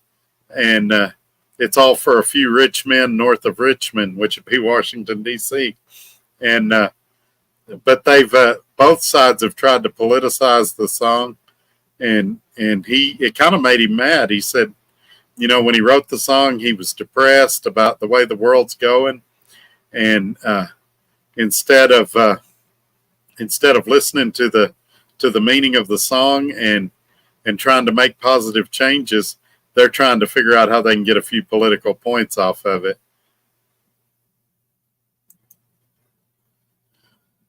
I haven't looked into Rumble, but because I want to stay in the same genre if I can keep doing the YouTube thing where everybody knows where I'm at, then I'll do that. But if I find that YouTube is too constricting and that I can't do what I want to do and say what I want to say, then Rumble might be one I could consider. Also, for a political one, that one Donald Trump has might be one worth looking into as well. You almost have to book loads through mega carriers who are paying pre-negotiated contract rates. Spot market rates are mostly double brokered. I would generally agree with that to a degree. However, the mega carriers, they're taking their cut too. So, and they're looking at the spot market and making their loads comparable to what the spot market is. I mean, the nail that sticks up the highest is what gets hit in the spot market. And if you're the guy providing good service, delivering on time, picking up on time, providing good communication with the brokers, getting your paperwork in on time, then they want to work with you, and the rates don't become as strict. I find myself calling brokers back that I've worked with before. I have a spiral that I write down all my loads in, and when I get in an area again, I call those brokers back. Say, hey, you may not remember me. I'm Trucker Todd. Usually I say Todd. Sometimes I say Trucker Todd. Some of them know me as Trucker Todd. And I say, hey, this is Todd. You may not remember me. Earlier this month, I pulled this load for you. Give them a load number. I really enjoyed working with you guys, and I'd like to work with you again. What have you got? And they'll look, and, then they'll say, hey, we got this load. It pays this. I'll say, man, that sounds great. That's about what I got last time, and since then, fuel's gone up some. Could we, I was thinking more around this range for the rate. And they'll usually shoot back, well, I can't do that, but I can do this. Could you do it for this? We really want to work with you again, too. They've got notes in here about you. And so that's what I'm doing, and that's what you got to do. If you're just looking on the load boards and you're Joe Random, then they don't know what kind of service you're going to provide. They don't know what kind of communication you're going to provide. And so this is the time in a tight market when you just want to be the best businessman and the best driver you can be. Now, some guys say, well, that's kissing up. No, I can promise you I don't kiss up. But I am friendly. Good morning. How are y'all today? Oh, pretty good. Did you have a good weekend? Yeah, how about you? I'm not just jumping right in. And I did today. I talked to two different brokers today. One of them was a load I pulled for him 6 weeks ago. And one of them was the one I finished this morning. And I told both of them, I hope you have a great Labor Day weekend. Are you going to get to do anything fun? It's not kissing up. If I bumped into you at the grocery store, I would ask you the same questions. But they're going to put a note in their computer, we like Trucker Todd, or this guy is good to work with. And then next time I call them, they're going to look at those notes and they're going to go, hey, we want to do business with this guy, even if they don't remember me. And that's where I get the edge on negotiating. Am I the best negotiator in the world? Nah, there's probably people watching this video right now that are better than me. But I'm going to get a couple of hundred extra on every load, or almost every load, if I do my system. Isn't Swift a self-insured company? Very tricky question. They would tell you they're not. I would tell you they kind of are. So they have a broker company that administers their insurance. They own a percentage in the brokerage company. They own a percentage in the insurance company. And all of them are officed in their terminal in Phoenix or in the nearby surrounding area. So from a legal standpoint, they're probably not self-insured. From a layperson's standpoint, yeah, they're self-insured. Did we get an update on your aunt's health condition before I joined? Sorry, I missed it. Still praying. Thank you for asking about her, Greg. Yeah, she had her surgery today. They were able to make a lot of improvements in her leg, put some stents in, things like that to improve circulation. But they did have to amputate part of her foot and, of course, all of her toes. So she's currently in recovery. I didn't get back in time to swing by there today. I had to run some errands before the show. But I'm going to try to see her in the morning. Hopefully, after I go to my doctor's appointment. I also want to have lunch with my wife So I've got to try to schedule everything in tomorrow. And I'm trying to leave out on a load tomorrow. So I got a lot of ambitious plans for tomorrow, and we'll see how much of it we get done. But I really appreciate each and every one of you that took time to pray for her. And, she's got a long road ahead of her. There will be physical therapy. There's a healing process. And so I appreciate that you guys have the concern and the prayers going out. I really do. I will not comply. There you go, Russell. That's funny right there. I will not comply. Todd, I like companies that allow you to self-dispatch yourself. Yeah, if you're good at it. Now, I've seen some guys do it that, man, because there's things you have to think about that you don't have to think about when you're a dispatcher. For example, if I book a load a week from now, I've got to think about my hours. So all the loads leading up to that load, am I going to have hours? Am I getting hours back on recap? Am I going to squeeze a 34 in somewhere? What if one warehouse takes a little long to load me? How's that domino effect going to affect my other loads? So you have to, that's honestly, I enjoy that part of it more than I do the driving. I enjoy the dispatching myself. I enjoy the struggle trying to find a load home and getting here the night before my doctor's appointment. Because most dispatchers would have got me here 2 or 3 days early, and I would have sat with no income. And so I agree with you. I don't think there's anybody that can dispatch me as well as I can dispatch myself. And I think that's true for most of us, but it does take a certain mindset. Sometimes you have to go places you don't want to go.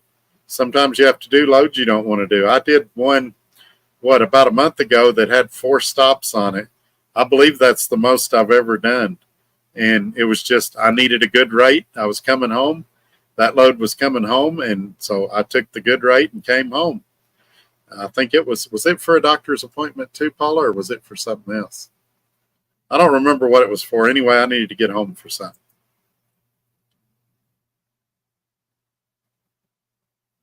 Yes, you might consider posting on locals. Yeah, I'm looking at a lot of things for loads right now. So, I did I don't want to divulge what it is, but I did a local load for Dart for a few weeks that paid really well, but it was short runs and I could do about 3 of them a day. And I'm in the process of going through my records and finding the broker that I worked with. And I guarantee you they'll remember me. They seeked me out. I did it for about a week when I was at Dart. And they called me and they were like, Todd, we want to work with you full time. You're professional. You show up with a clean trailer. You deliver on time. We always get a hold of you when we call, which I was like, well, don't ask my viewers because they don't always get a hold of me when they call. But yeah, I would love to do something local or regional, but it's just the most important thing is to make the numbers work. I spend 3 months on the road, then when I'm home. Wow, so you're the real deal. I don't think I've ever stayed out 3 months. I've been staying out about 5 weeks here lately just because the economy's in the tank, and then I go home for a day or two and right back out. I wouldn't have come home this time if it wouldn't have been for a doctor's appointment. Some women are like that too, good or bad, whatever they can get. Our wives accepted, of course. Yeah, there you go, Corey. I would like to remind y'all, my wife is listening tonight, so don't get me in trouble. Don't make me say something I got to explain after the show. Got to run, just got a cease and desist letter, LOL. Have a good night and be safe out there. Yes, sir. Who knows? As they come in, as my mouth gets me in trouble, I may print them out, and one wall in the travel trailer here, we'll call it the cease and desist wall, and we'll put up the letters behind me. And who knows, I may do a video standing in front of the cease and desist letters. Have a good night, Blues. Be safe. Yeah, be safe out there, Blues. Thanks for coming in, and you're a funny man. I'm glad you're here. My 21-year-old died from RSVP or RSVP. Good Lord, what am I thinking about? I'm thinking about letters now. RSV, man, that sucks, Mark. I'm sorry to hear that. Was this recently? Yeah, exactly. Russell says prayers for Mark's family. I'm sorry to hear that too. Mark is a good dude. I've talked to him on the phone before.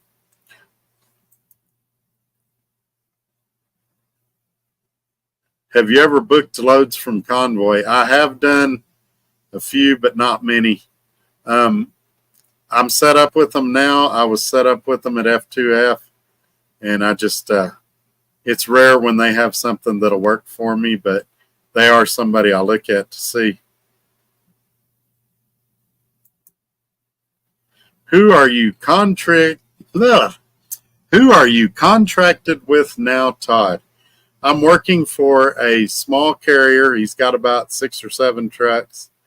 And sometime probably within the next 2 weeks, I'm going to reveal where that's at in case any of you want to give him a shot. I know a lot of you want to run the spot market, do your own thing. And he is currently looking at trailers right now. He wants to get a few more trailers before he brings anybody on.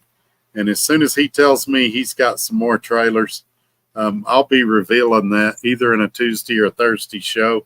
I may even do a recorded video and get that information out. Because the one thing that ticks me off, and I'm sure it ticks you off too, is when a guy comes on YouTube and he says, I work for this great company, but I'm not going to tell you who it is. And I don't want to be that guy. I want to tell you who it is, but I also don't want to be the guy that goes, hey, I work for this company. And then you call that company and they go, well, we don't have any trailers. We're not hiring right now, because that can be equally frustrating. And so it's coming out very soon, though. I can guarantee you that. If you haul Forward Air terminal to terminal, you get free parking and free showers. Yeah, that was the great thing about Swift, was their terminal network. And Forward Air has a secret run that comes here to Lubbock. And I looked at getting on it when I was buying my truck. And then I met this guy that I'm with now, and I really decided this is just what I wanted to do. And I could still probably, with this guy, there's probably a way there that I could do those Forward Air runs still. But it would just depend what it paid and if I could make the numbers work. I've never heard of locals. I was thinking you were telling me to get local runs around Lubbock. You're saying it's a site to try to put the political channel on.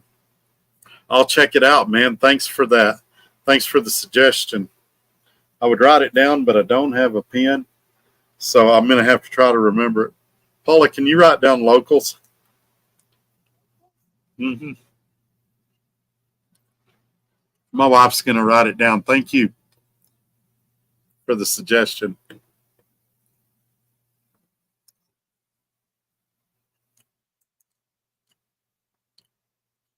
Did you say your aunt's a diabetic? Does she use insulin or pills? I'm diabetic type 2, but on metformin. No, she's full-blown diabetic with the insulin and everything. This is going to be an obstacle she's going to have to overcome, but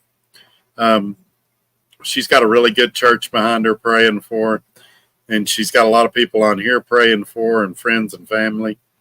And so just wishing her a speedy recovery, and hopefully it won't be as long and drawn out as what it could be.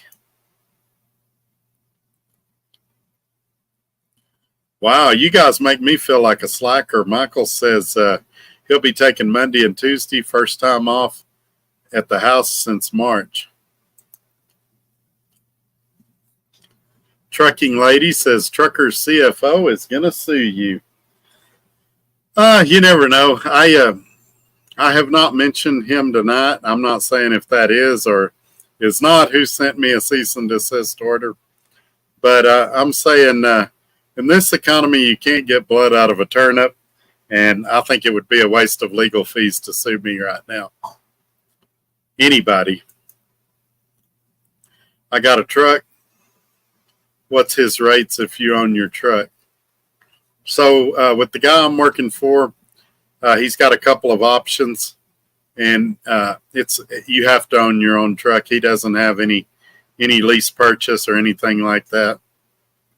He's got one situation where he does a 75-25 split, and one situation where he does an 80-20 split, and one situation where he does an 82-18 split. The real secret to his deal, and when I do the video, we'll go in depth into anything or into everything, but the real deal about his is when you look at your deductions on your settlement, there's the escrow, there's the trailer payment if you have one. He's got some options where you don't pay for your trailer. And there's one more expense. I can't remember what it is off the top of my head, but it's real simple. It comes out on Monday every week. And then the rest of it, it's just your split. So settlements are real easy to figure out. You get paid after every load. And so it's a big deal. Guess me and Ramon need to get ready for the trolls. Oh, they don't come after you. They come after me. I'll tell you what I was shocked to find out. I heard Cassius King a few weeks ago say that he has trolls. How in the world could you troll Cassius King? I mean, his videos are lighthearted. He's usually telling you what he did for the week, where he went, how much he made, or he's putting out shorts showing these great trucks around the country that's for sale. There's nothing controversial on there. I don't know how you could watch his channel and not like him. I think they're paying like $1.70 a mile. Let me scroll up and see who Ramon's talking about. Oh, yeah, is that $1.70 all in, or is it $1.70 plus fuel surcharge? Speak of the devil, Cassius King is here. Hey, now. Russell says, hey, Cash, yeah, we've got YouTube royalty in here now. A guy that has been very, very supportive of this channel. He's mentioned me in several of his lives, and I'm very grateful for that. Him and DIY both have been very supportive. And just so you guys know, that's real uncommon in the YouTube world. A lot of YouTubers are afraid to promote other channels because they're afraid that people will stop watching their channel and go to other channels. But Cassius King on numerous occasions has said very nice things about me on his channel. And DIY has come in here and said really nice things.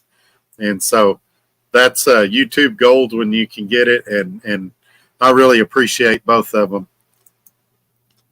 I've seen some brokers who underbid lanes getting their heads knocked off this week. Yeah, that's funny. So, Cash, in case you missed it, I don't know if you've got any experience with this. I got my first cease and desist order this week. That's how I know I've arrived. I've made it to the big time. Oh, it definitely is you who sent you a cease, so you got no money, huh? Yeah, it's no secret. It's any YouTuber that tells you he's getting rich right now truck driving is misleading you. Yeah, I'm making killer money, but I've got too much personal debt, and I got to get that under control.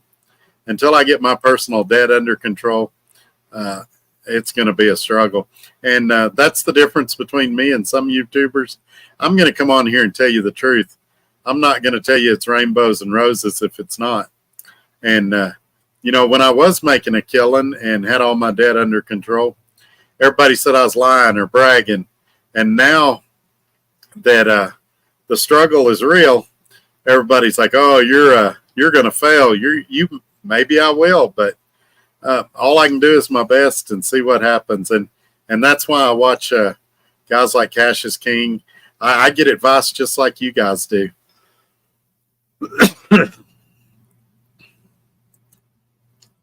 I had to give some brokers the speech about I'm not UNICEF this week. Oh gosh, that's funny. They're negotiating a little more now. I don't know if you noticed that, Cash. I think freight's coming back. I'm cautiously optimistic, and I wish he was here at the first of the show because I'd like your take on it. Is it just because it's Labor Day weekend, or are we seeing a turnaround? I know a couple of weeks ago it was the brake check week thing, but it seems like it was a little better this week. I'm not really ready to throw a barbecue yet and celebrate, but it does seem like there's a little bit of a turnaround taking place. Used to run Miami, Florida to Ohio, then Seattle, Washington, then Los Angeles, California, then back to Ohio team, 7 days. Wow, you was everywhere but the electric chair. I had a pretty good triangle at Roadrunner. I had two of them actually, and I would run 4,000, 4,200 miles a week. But my truck could run 87, and I could have made a lot more money if I'd have slowed down. But you live and you learn. December 2022. Oh, man, that stinks. I hate that. And, my mom died in March of 2017. Is that right, Paula? March of 2017. And I still think about it every day. Wanted to make sure I got the year right.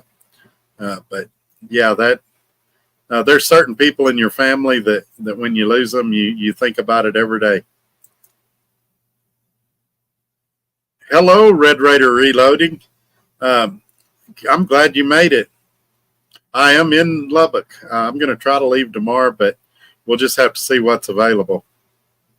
I'm not going to take a crappy run out of here just so that I can go spend the weekend somewhere else waiting for a load on Tuesday. So if I can get a load out of here and get something to keep me moving through Tuesday, then I'll leave, and if not, I won't. But I'm going to start licking in the morning. I was busy making homemade tamales and smoking some pork ribs. Oh, man. Well, again, Red Raider, I'd like to, and my wife just agreed with me, I would like to remind you that your favorite YouTuber is currently in Lubbock. And if you find yourself with too many tamales or too many pork ribs, reach out to me. And I think you've got my phone number, or at least my email. Reach out to me, and I'll come help you with those tamales and pork ribs. Must not have a life if you're going to troll Todd. Anyways, does he have any routes going to El Paso? So he just turns you loose on the load board, and he doesn't have any routes at all. It's total freedom.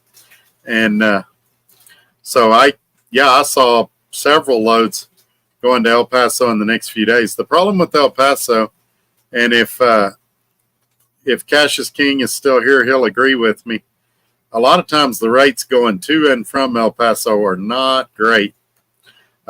These here, they were a little over $2 a mile that I saw.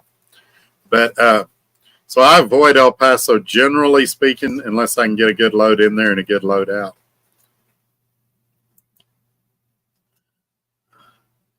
Oh, yeah, it's been a week. If you get a chance to watch the replay, it's been a week. I had a load that was supposed to deliver at 6:15 in the morning yesterday, and it ended up having a 3:15 appointment. And it ended up making me having to cancel my afternoon load I had scheduled. And I had to scramble to find another load to make it home for my doctor's appointment tomorrow. And my APU quit working again. The alternator's out on it, so I got to get that fixed at some point. Good news, though, I did get my pickup fixed. We got it back today, and the inspection sticker was out on it, so I got to go get it registered tomorrow. And so I got a lot on my plate tomorrow, but I'm going to try to get everything done in a fairly timely fashion. But I'm glad you're doing good. I've been praying for you, man. I know you got your deal here in about 8 days, and I've been praying for you, which I'm surprised they're doing it on a Saturday. Didn't you say the 8th? Yeah, but they will sell their soul to the devil to promote a scumbag trucking company.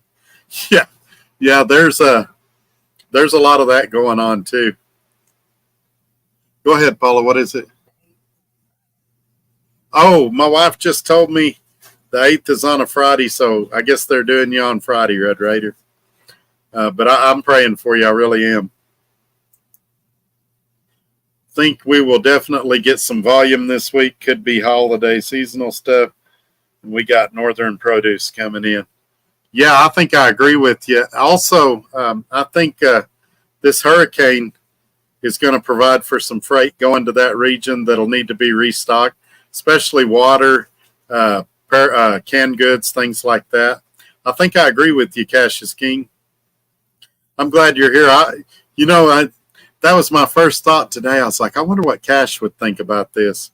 I was like, I hope he comes in tonight. And I was wondering if you thought this was just me being optimistic, or maybe if we had a little bit of good news finally.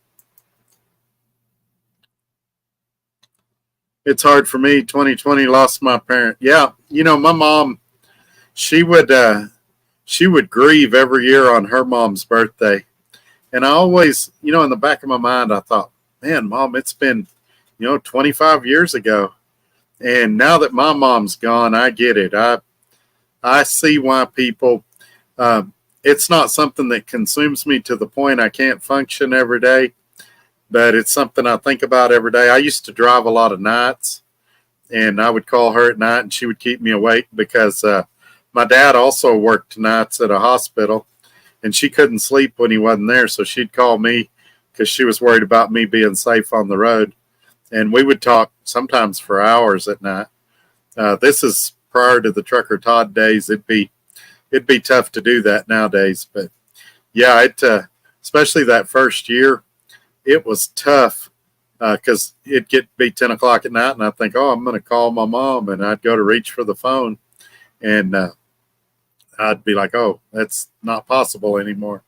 So I kind of get why she grieved now. It's changed my thought process on that. And when somebody tells me they lost somebody in December, I don't sit here and think, wow, man, that's been 10 months ago, 9 months ago. Why are you still thinking about it? I get it now. Because 2017 to now is what? Over 6 years ago, and I still think about it every day. Yes, sir, we put the tamales into steam. I'll save you some. LOL. Well, there you go. I need to go to Pedro's is what I need to do. I mentioned that to my wife today. We went and ate at Raising Cane's on 82nd today, and when I was there, I was like, we should have went to Pedro's. And she agreed with me. She's like, yeah, that sounds good. It's fairly cheap, and they're really good. Thank you, Cameron. I appreciate that.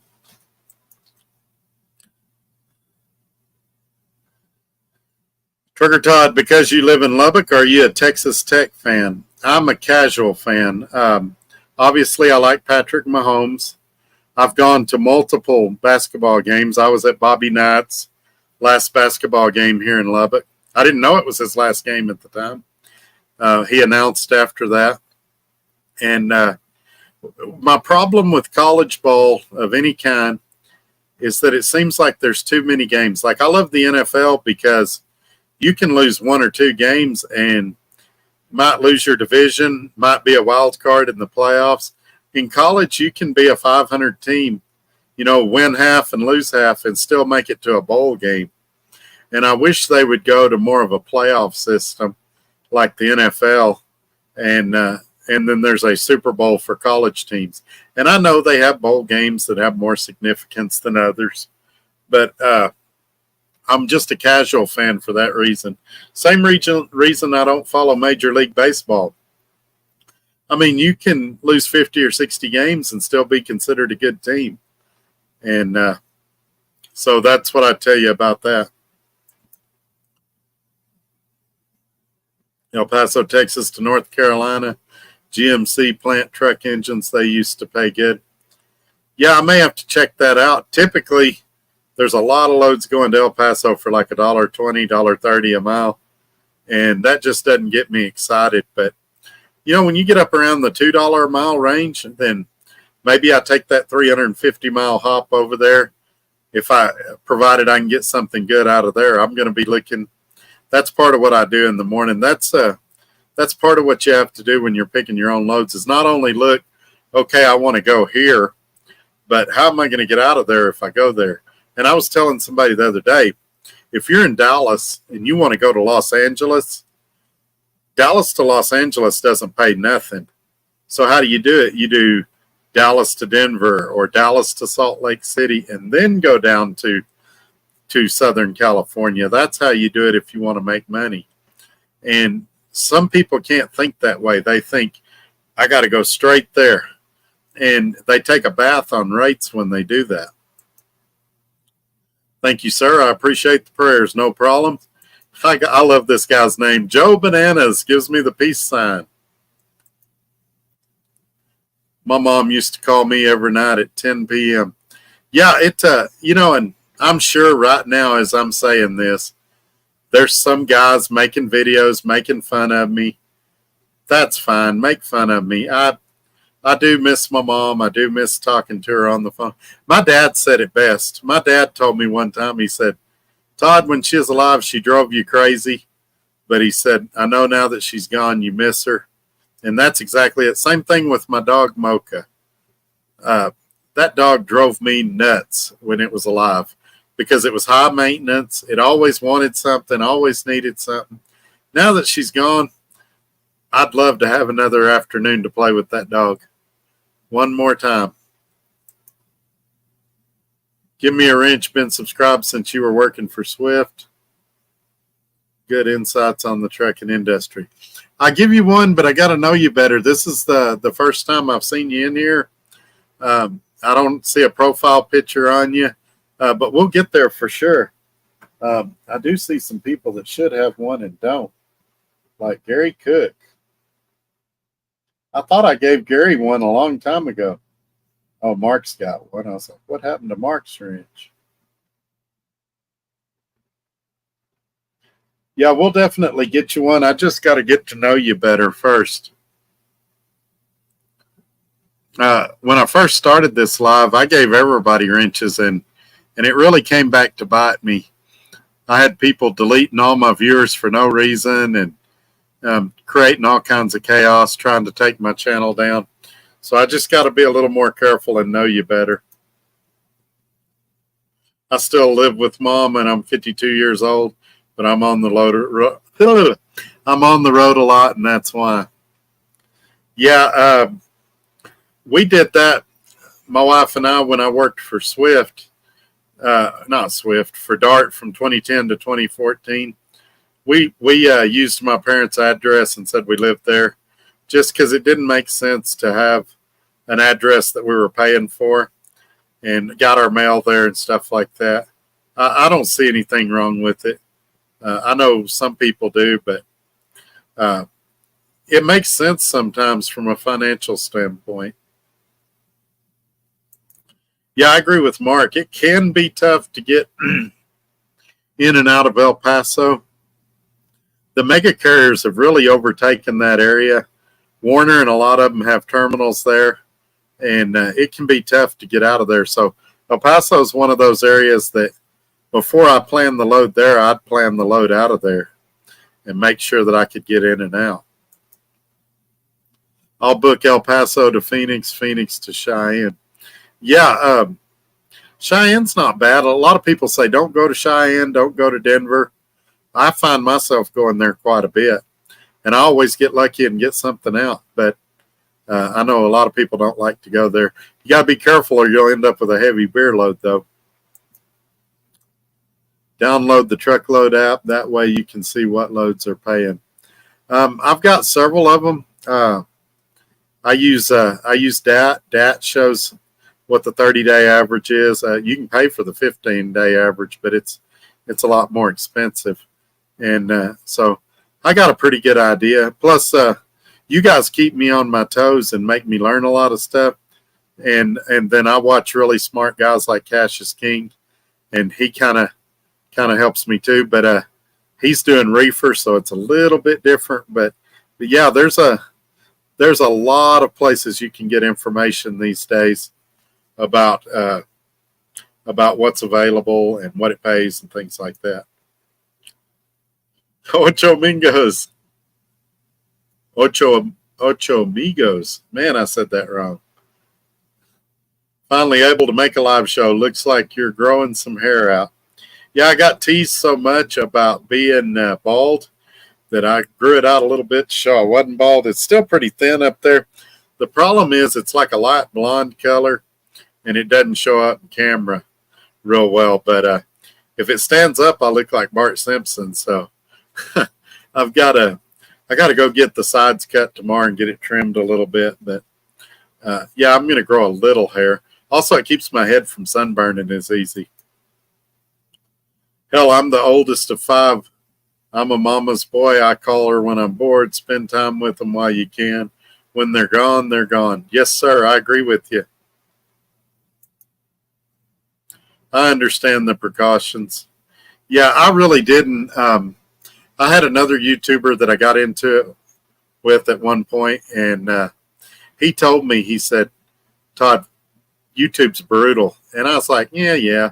And I'd had a few people, but nothing on the severity that I got when I stepped onto what I'd call the national stage, where, the bigger YouTubers were starting to look at me, and it's a whole different level of scrutiny and attacks. And most of the time it's funny. Most of the time I laugh at it.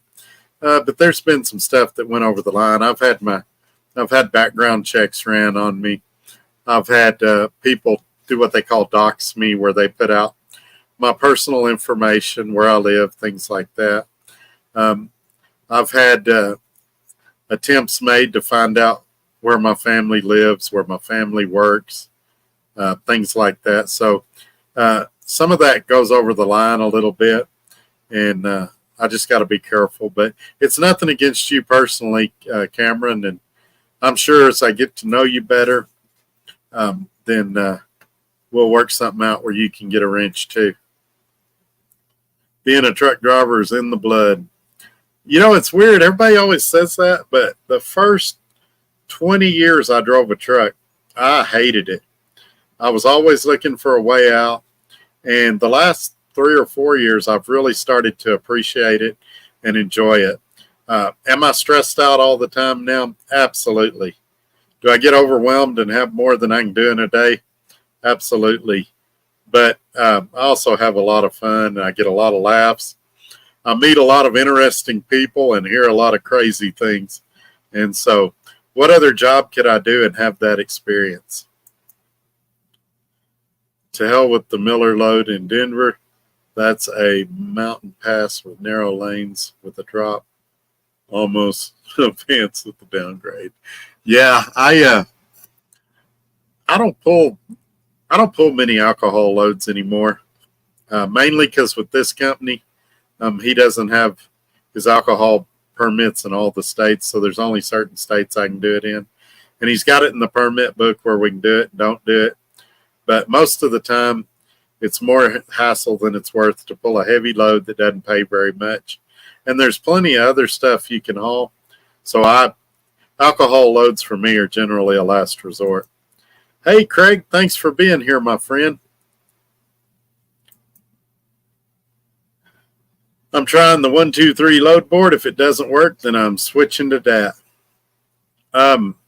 Yeah, let me know what you think about 1, 2, 3. Somebody had me get on there, and I looked around, and it was, in my opinion, real comparable to that. I was just more familiar with that, so I stayed with that. Ramon says, yeah, Idaho potatoes and onions coming soon for reefers. Yes, sir. That's if you got a reefer, your time is coming.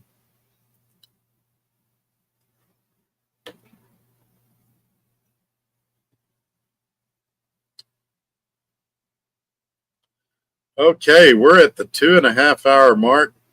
You guys have been a lot of fun tonight. If y'all got anything else y'all want to talk about, throw it up there. Why does Craig not have a wrench?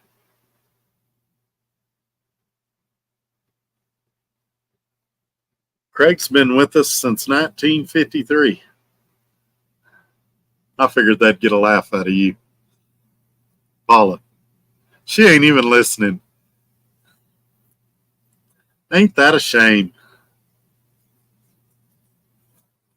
After all the good things I said about her tonight.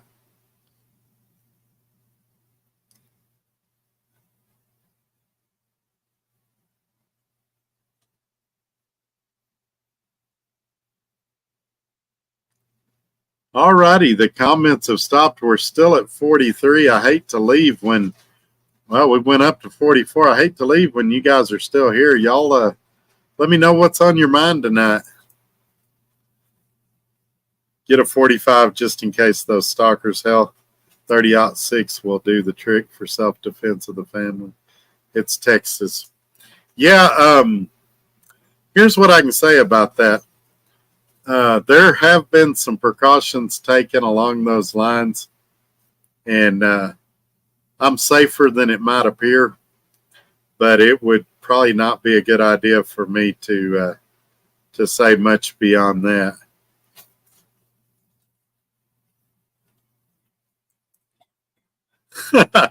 Ramon, we're just waiting for the piano. There you go. We may pass on the piano tonight. It looks so pretty in the background that I hate to disturb it. But if I were to play the piano tonight, in the sleeper of my Kenworth, what song would y'all like me to sing and play for you first? Paula, what song do you think I sing best? She's saying the decision's really hard, that I'm such a great singer that she doesn't know that she can. What was that, Paula? There's literally 100 songs that she could think of right now that she'd like me to serenade her with. Oh, that's funny, folks. No problem, Right Way to Truck. I'm glad you're here, my friend. Thank you for coming in. Craig says he wasn't even born in 53. No, but from Craig's date of inception, he's been a friend of the channel, and so I'm glad you're here, man. I really am. I actually saw you in somebody else's video the other day commenting. I almost said hi to you, and I was like, it might be awkward for you.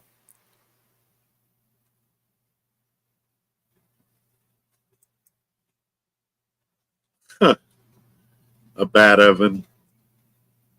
A lot of you have commented about my fireplace, or I mean my piano in my sleeper. None of you have commented about the fireplace in my sleeper. I figured you'd want to know where I store the wood for my fires, Sometimes I get back there and roast marshmallows and things like that.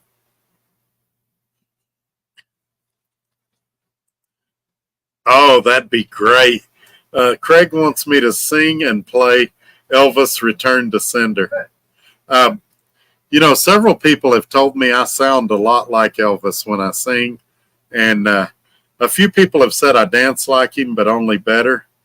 And so, yeah, I know that we're each eagerly awaiting that.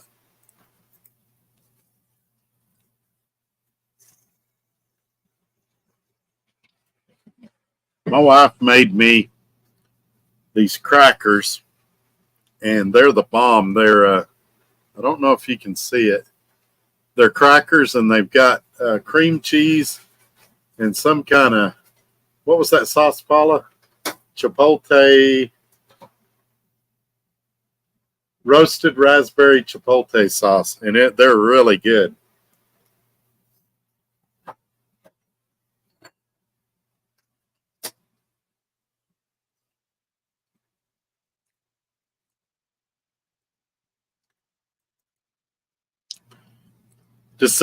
November Rain by Guns N' Roses. Yeah, that would be great. That's got some pretty good piano solos in it too. I love that song.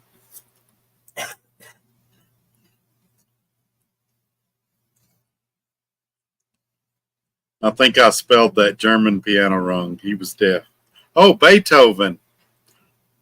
When you said Beethoven, I started thinking about the fireplace. This is one of my wife's personal favorites. She loves it when I sing Don't Stop Believing by Journey. A lot of people don't know this, but when Steve Perry left Journey, I actually subbed for him for a while and went on tour with Journey and performed all the hits. I was amazing. I'm sure there's some videos on YouTube about that. Yes, Todd, that guy, Beethoven.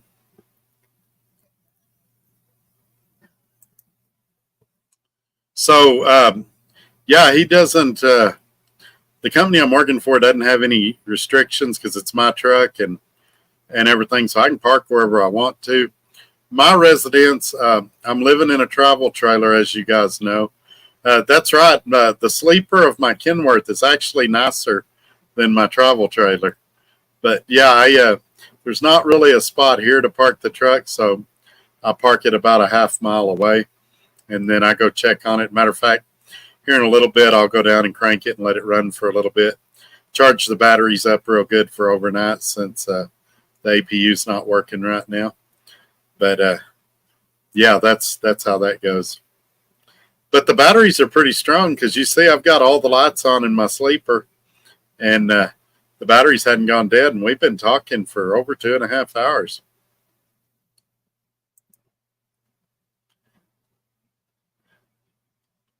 Ramon does want to know where I keep the wood for my fireplace.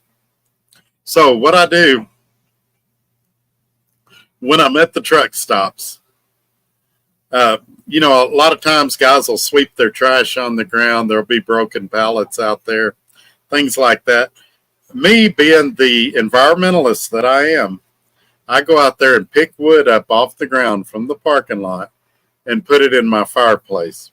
Oftentimes I can be seen in the evening making s'mores, singing campfire songs around my fireplace while I play my piano. So if you're at a truck stop and you're like, man, it's really dirty here, then you know Trucker Todd has not been there. But if you go to a truck stop and the parking lot is pristine, then you know, hey, you see smoke coming from a truck in the back. It's probably Trucker Todd roasting marshmallows on an open flame. My wife's getting a kick out of this. I was driving. What did I miss? Oh, nothing. Same old baloney. Cameron's getting him a laugh. No, now Kumbaya is a different. Now, Kumbaya, I reserve that for when I meet a troll or a hater at the truck stop. Then we roast marshmallows and sing Kumbaya. It's the peacemaker in me. Can't we all get along?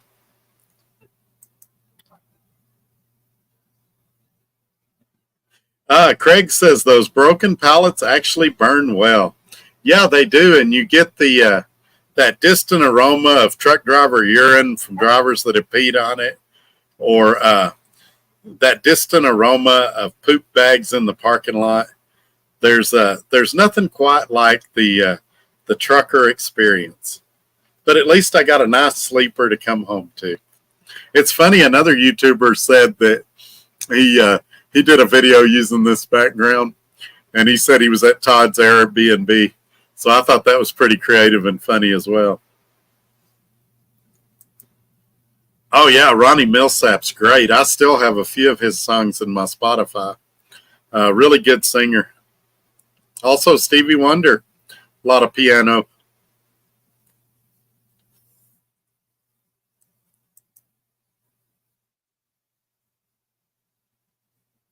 Well, the nails, and this is where I'm a real dirtbag. The nails, I throw them out the window, and that's why we're all getting flat tires in the truck stops.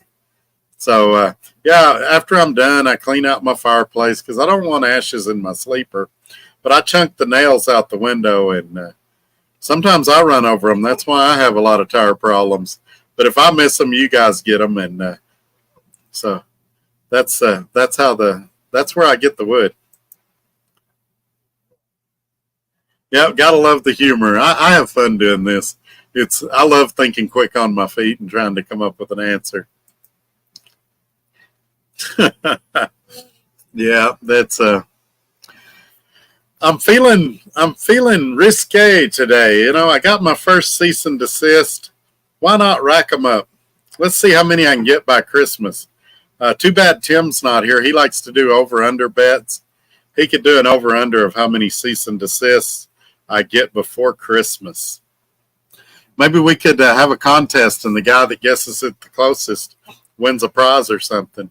Maybe a Trucker Todd hat or something.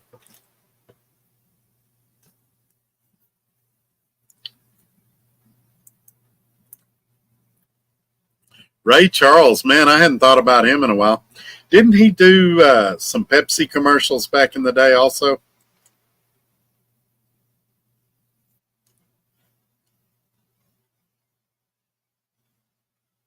This channel, you got to be prepared for everything. You never know what we're going to talk about in here. We're talking about our favorite blind piano players right now.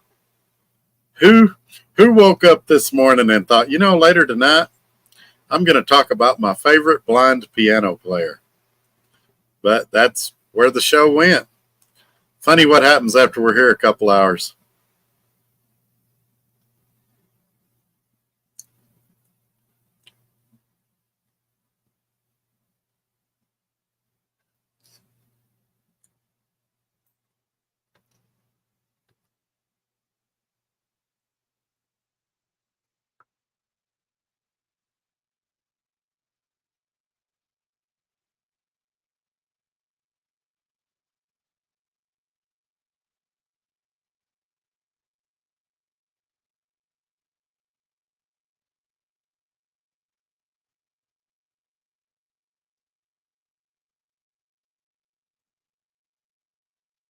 Sorry, I was looking at some stuff on the side. Let's see what we got here. That's right. You got the right one, baby, doing the Pepsi commercials. Does anybody remember when Michael Jackson's hair caught on fire doing a Pepsi commercial?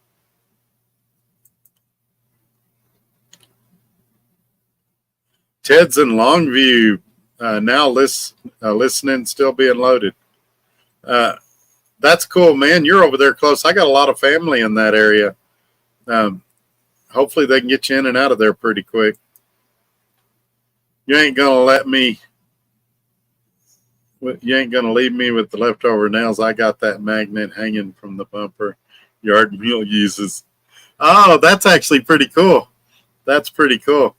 Actually, being the conservationist that I am, I collect those nails and recycle them as a responsible American. Don't see any TVs in your big sleeper. It's actually just above the camera up here.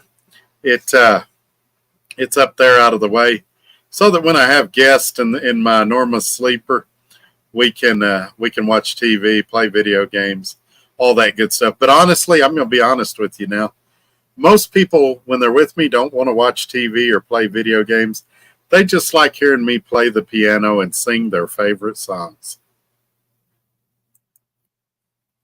Howdy, DIY Semi. Thank you for being here.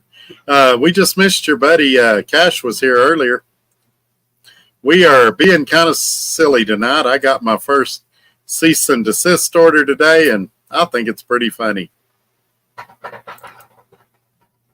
I keep a pee jug in the cab. Tennessee DOT didn't believe me, though it was beer. He wanted to smell it. You're lucky he didn't ask you to take a drink of it.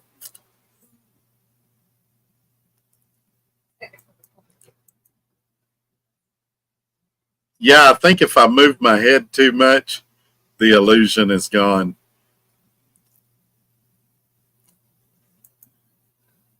So it's probably not a great idea for me to say who. Several have speculated in the comments. But let's just say on the Tuesday night show, I mentioned 3 companies, and it was one of them. They also terminated their services with me, so I'm no longer affiliated with them in any way. And we've kind of hinted in this video who it is. But it wasn't Samsung, I'll say that. Samsung emailed me today and said that they're going to pay me within the next 5 business days. So I'm sure through process of elimination you can figure out who it is. I still have my semi, so it wasn't the dealership. But yeah, they didn't think my Tuesday video was very funny. They accused me of libel and slander and all of that, even though everything I said was 100% factual. But they're entitled to their opinion, and I'll respect their request. I won't talk about them anymore by name, but I will laugh about them regularly. Back in '88, I got my first Nintendo. I burned it in 1 month. Wow. We've got, right now, currently, we've got two Xboxes, one in the house, one in the truck, 3 Atari VCSs, which is the new Atari. It's been out about 2 or 3 years. It's the coolest. It's probably the system we play the most. We've got 2 Nintendo Switches, and we've got an Atari 5200 as well. So quite a bit of video game systems that we've collected over the years. And we don't have a lot of free time anymore, but we do play them when we get the chance. And sometimes we play online against each other when I'm on the road, although we hadn't done that in a while. We need to do that again. I'm a gamer while I was a soldier. Had to give up gaming because of trucking. Anyone who tried installing SpaceX internet on semi? Just curious. No, I haven't. I've got the little T-Mobile home internet thing, and I've got a ridiculous amount of hotspot, and everybody tells me I'm doing it wrong, but about 90% of the time, everything works fine. Gary Cook getting a good laugh. Geez, I was born in 1999. Man, you're making me feel old. I remember 1999 well.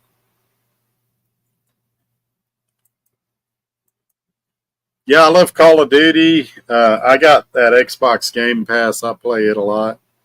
I like John Madden football. I probably play it the most.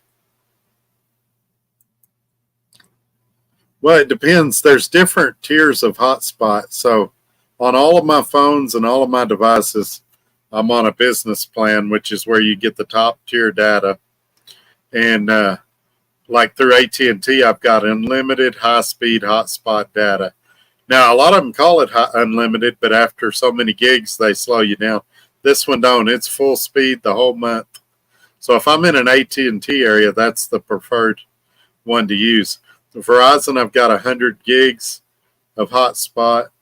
And then T-Mobile, I think I've got 25 gigs. And then, so yeah, there's a lot of options to me. That T-Mobile home internet, I've got unlimited on it too. And it works pretty good. The problem with the gaming setup in a Kenworth is the little swing out table. You end up having to put a console there if it's very big and then storing it somewhere else when you drive. I've got my Atari directly under the TV. I think it's a 22-inch TV in there, and it fits nicely under there. If you do a 32-inch like a lot of guys do, there's just no room under there. So you'd have to do, like I was saying, put it on the table part and then store it away when you're driving. A lot of people say they don't have time, and I generally agree. But if you're taking 34s on the road, you have time. If you're at a grocery warehouse and they're taking a long time to unload you, sometimes you can get a quick game in. If you have a YouTube channel, you have almost no time. Once or twice a month is about all you can do it. But it's still fun when you can. How often do you wash your truck? I try to wash mine at least once a month. So there's a funny story there, but I would tell you the current truck has not been washed very often, and there's some reasons for that. But typically speaking, I usually try to wash it every week or two. I like having a clean truck. And if you've got it nice and clean, it's easier to spot when there's problems, concerns.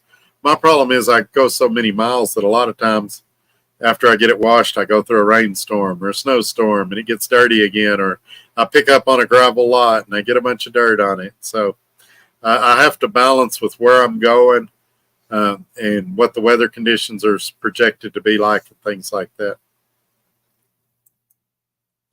Craig says he loves having his T-Mobile home internet box on the truck. Yeah, and it's pretty cheap to do as well.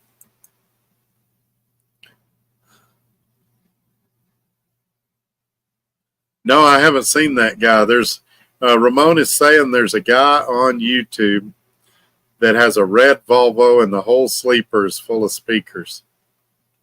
I think I've told this story before. When I was at Prime back in, I think it was 2001, there was a guy that came in and was complaining that he wasn't making any money at Prime. And when they investigated his situation, they found out he had put over a $5,000 sound system in his truck. And this is back in the early 2000s. This was a lot of money back then. That's a lot of money now, but it was really a lot back then. And they were like, well, this is where your money's going. You're blowing it on things that aren't necessities for your business. But he was furious with Prime over that. And I've always remembered that to this day. I got Verizon Internet on the truck. I used my cousin's address because I live in Dallas. Was able to be in an area it's available. Gets 100 to 200 in the big cities and 40 to 50 in the middle of nowhere. Yeah, Verizon is, when you're doing these lives, upload is what you need. And everybody focuses on download. But I've had a lot of problems with Verizon here lately. And, of course, I'm using my second and third string phones. My main phone is off at Samsung right now. But when I've got a good phone, sometimes Verizon's good. That's why I have all three networks, so I'm generally covered everywhere I go. Sorry, my voice is going. We may be having to wrap this up pretty soon. Wesley's going to get him it'll be a surprise. Haven't washed mine through the Blue Beacon in 9 months. I go home and use pressure washer. Not in this economy. Yeah, out at my shop where I've got the Corvette and where I've got the cop car right now, I've got access to a pressure washer out there. And I have sprayed stuff out lately before, but the problem is they're concreting it right now out there. And so you just get your stuff filthier if you go out there and get it wet and then try to leave. They also have free ice out there, so if I'm needing to ice a cooler or something, I go out there and get the free ice. Verizon Home Internet. Oh, now that, I have heard good about Verizon Home Internet. Wesley says he's going to get him a portable truck wash from Amazon. There you go. Get her done, as Larry the Cable Guy would say.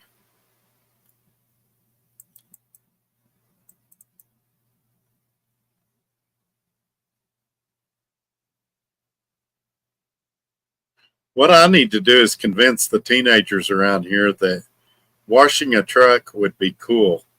And doing it for free would be even more cool. And then I need to find a bunch of teenagers that would just wash my truck for free. Used to have Metro from Nebraska to Boise, no signal. Yeah, every carrier has their own dead spots. So that's why I have all three. Because to be Trucker Todd, you got to be accessible. And not just by you guys, but by brokers, by the companies, things like that. So I've got to be reachable wherever I go. And that's just the best way to do it, is just get everybody. And then there's very few places now I don't have a signal. That's right. Wesley's considered a troll now because he's joking about his portable truck wash. Seems like a lot of people get their CDLs. Exactly. That's funny right there. Cars, too. I have never seen this week so many bad drivers in my life. Good grief. When I was a kid, being able to get around a rig was cool, and being able to ride in one was even better. Yeah, I've wondered, I've thought about, when I was a kid, they had truck drivers that would go to school and they would show their trucks to the kids and things like that. I don't know if there's still a program like that anymore. They try to get kids interested in truck driving. I think it would be cool if I could do something like that on a really limited basis, maybe talk about YouTube a little bit, because the kids are definitely interested in social media, and maybe a few of them would be interested in truck driving too. But I don't know if that program still exists anymore where truck drivers work with schools. Wesley, you got to be joking. Is there really a portable truck wash on Amazon? I thought it was a joke, but now that you're putting prices up, gullible me is kind of wondering if it's true.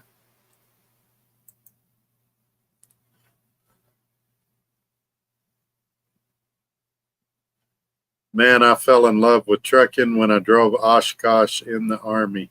There you go. I think some of those Army vehicles would be fun to drive. And then I got my Verizon. My first bill was $900. My second was $1,000. Third bill I did not pay. Yeah, my Verizon bill here lately, and we just canceled some stuff on there. Here lately, it's been higher than some of the rents I've paid in my life. They are insane on their pricing. Yeah, parts of Wyoming. And if you look at the coverage maps, I don't care who your carrier is, all of them have dead spots. Most of them are out west. So some of them have pretty good roaming agreements.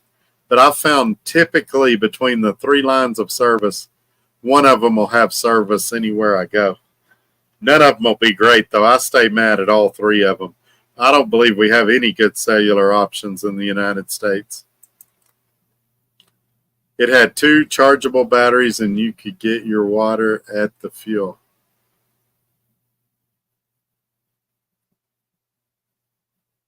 Oh, well, I bet the truck drivers have loved that. So now, not only are truck drivers parking in the fuel island and getting a shower and grabbing a bite to eat, now they're washing their truck in the fuel island.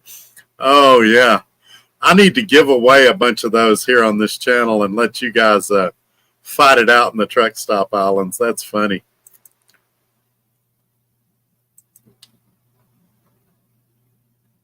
I don't care about people calling me names.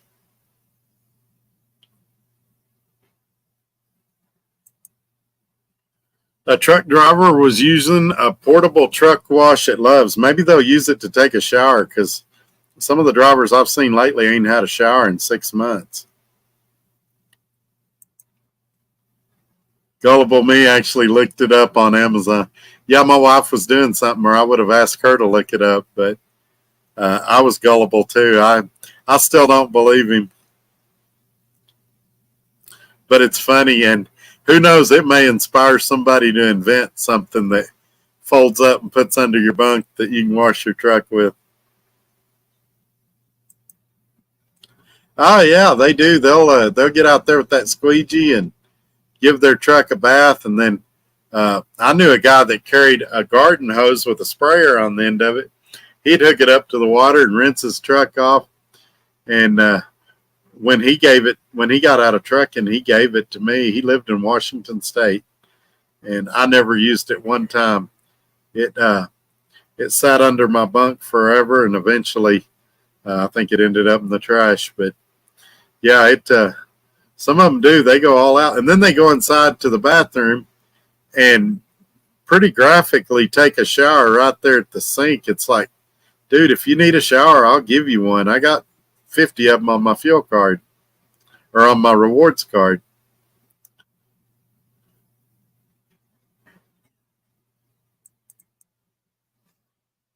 Different class of trucker these days for sure.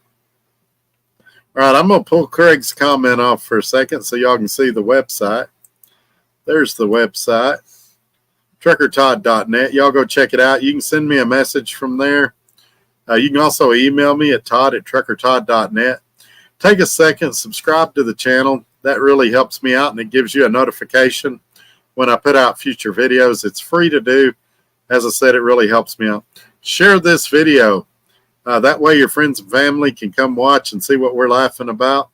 They might even hear me play something on the piano, and I'll really appreciate that. And leave me a comment. All those things, it may seem insignificant to you, but it really helps me with the fellers over at YouTube. So anything y'all can do like that would really help me out. Let's see if I can get back to the comments. Let's see. Yeah, they do. They spend 40 minutes washing their truck. And they don't do it when it's slow and there's 50 fuel islands open. They do it when it's packed and there's a line out in the street. And they always do it on that day when you're in a hurry and you don't have a lot of time to spare. And the other thing I love is when they'll pull up and park right in front of you and block 10 spots, and you got to leave and you can't get out because they've gone inside the truck stop. Wesley's serious. He's going to email it to me. If he emails it to me, I might put it in a video and show you guys. That'd be pretty funny.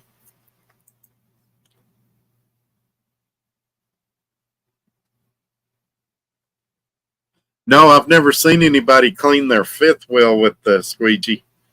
That would ruin that squeegee. I would think the truck stop would be mad.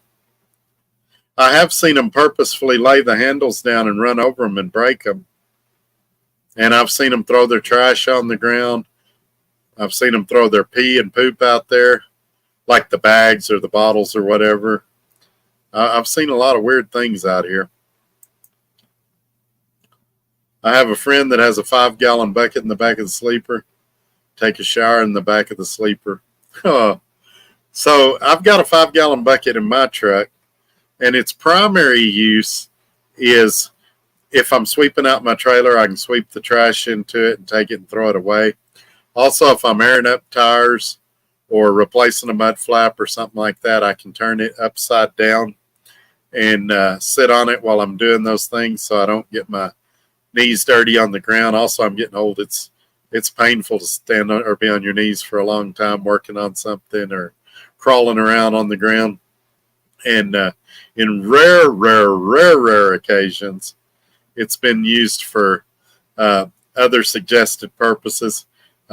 Sometimes the urge hits and there's no opportunities around, but that's always a last resort. Also, sometimes I use it to pick up trash in the truck and then go dump it in the dumpster or one of the trash receptacles. Who remembers this Boise stage stop? That was one of my favorite truck stops next to Walcott, Iowa 80. Yeah, they still have a Boise stage stop somewhere. I passed by it the other day, but not the one in Walcott, I don't think. I always just go to that main one. I've been wanting to go to that truck museum right there beside it, and I had never done it.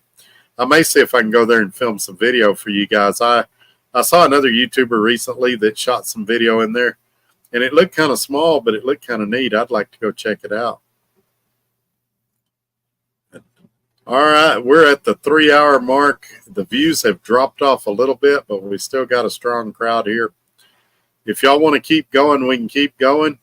If y'all want to call it a night, I'll go hang out with the wife for a little bit and try to do the honey-do list and all that. I think she's got some stuff she wants to do tonight. So we may go ahead and wrap this up here at the 3-hour mark, unless y'all got something else.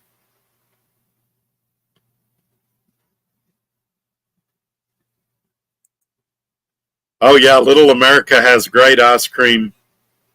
And they got like 5-star showers, too.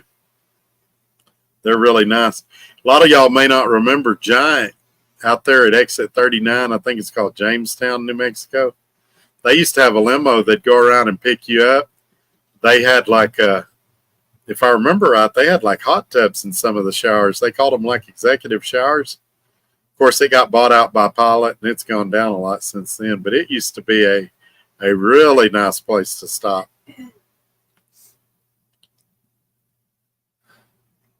All right, folks, I'm going to go ahead and call it a night. I appreciate y'all hanging out with me and helping me laugh about this cease and desist. You guys know I'm going to keep going. I'm going to keep doing what I do and telling you guys the truth whatever happens, happens. Y'all have a great night. Have an even better Labor Day weekend. I'll be back on Tuesday and possibly Monday with something else. We've also got a couple more comments. Had to fuel and get something to eat. There you go, Michael. I'm getting ready to close her down anyway. Ted said, y'all hit that like button. Yes, please. That really helps me the most. And it's free to do. All this stuff I'm asking you to do is totally free. So please, please help me out. Gary says, Boise, Idaho. Now that I think about it, you're right. That is where that truck stop is, and I should have known it by the title. I had forgot all about the one that was across from the Iowa 80 in Walcott. Anyway, folks, thank y'all for being here. Ramon says, have a great night. Enjoyed the show. Thank you. I enjoyed y'all being here. It was a lot of fun. Y'all made me laugh, and we'll catch you on the next one. Michael says he'll be in Boise Saturday. I hope to be leaving here Saturday. But like I said, y'all have a great weekend, and I'll get back with you with new stuff next week. We'll see you. Good night.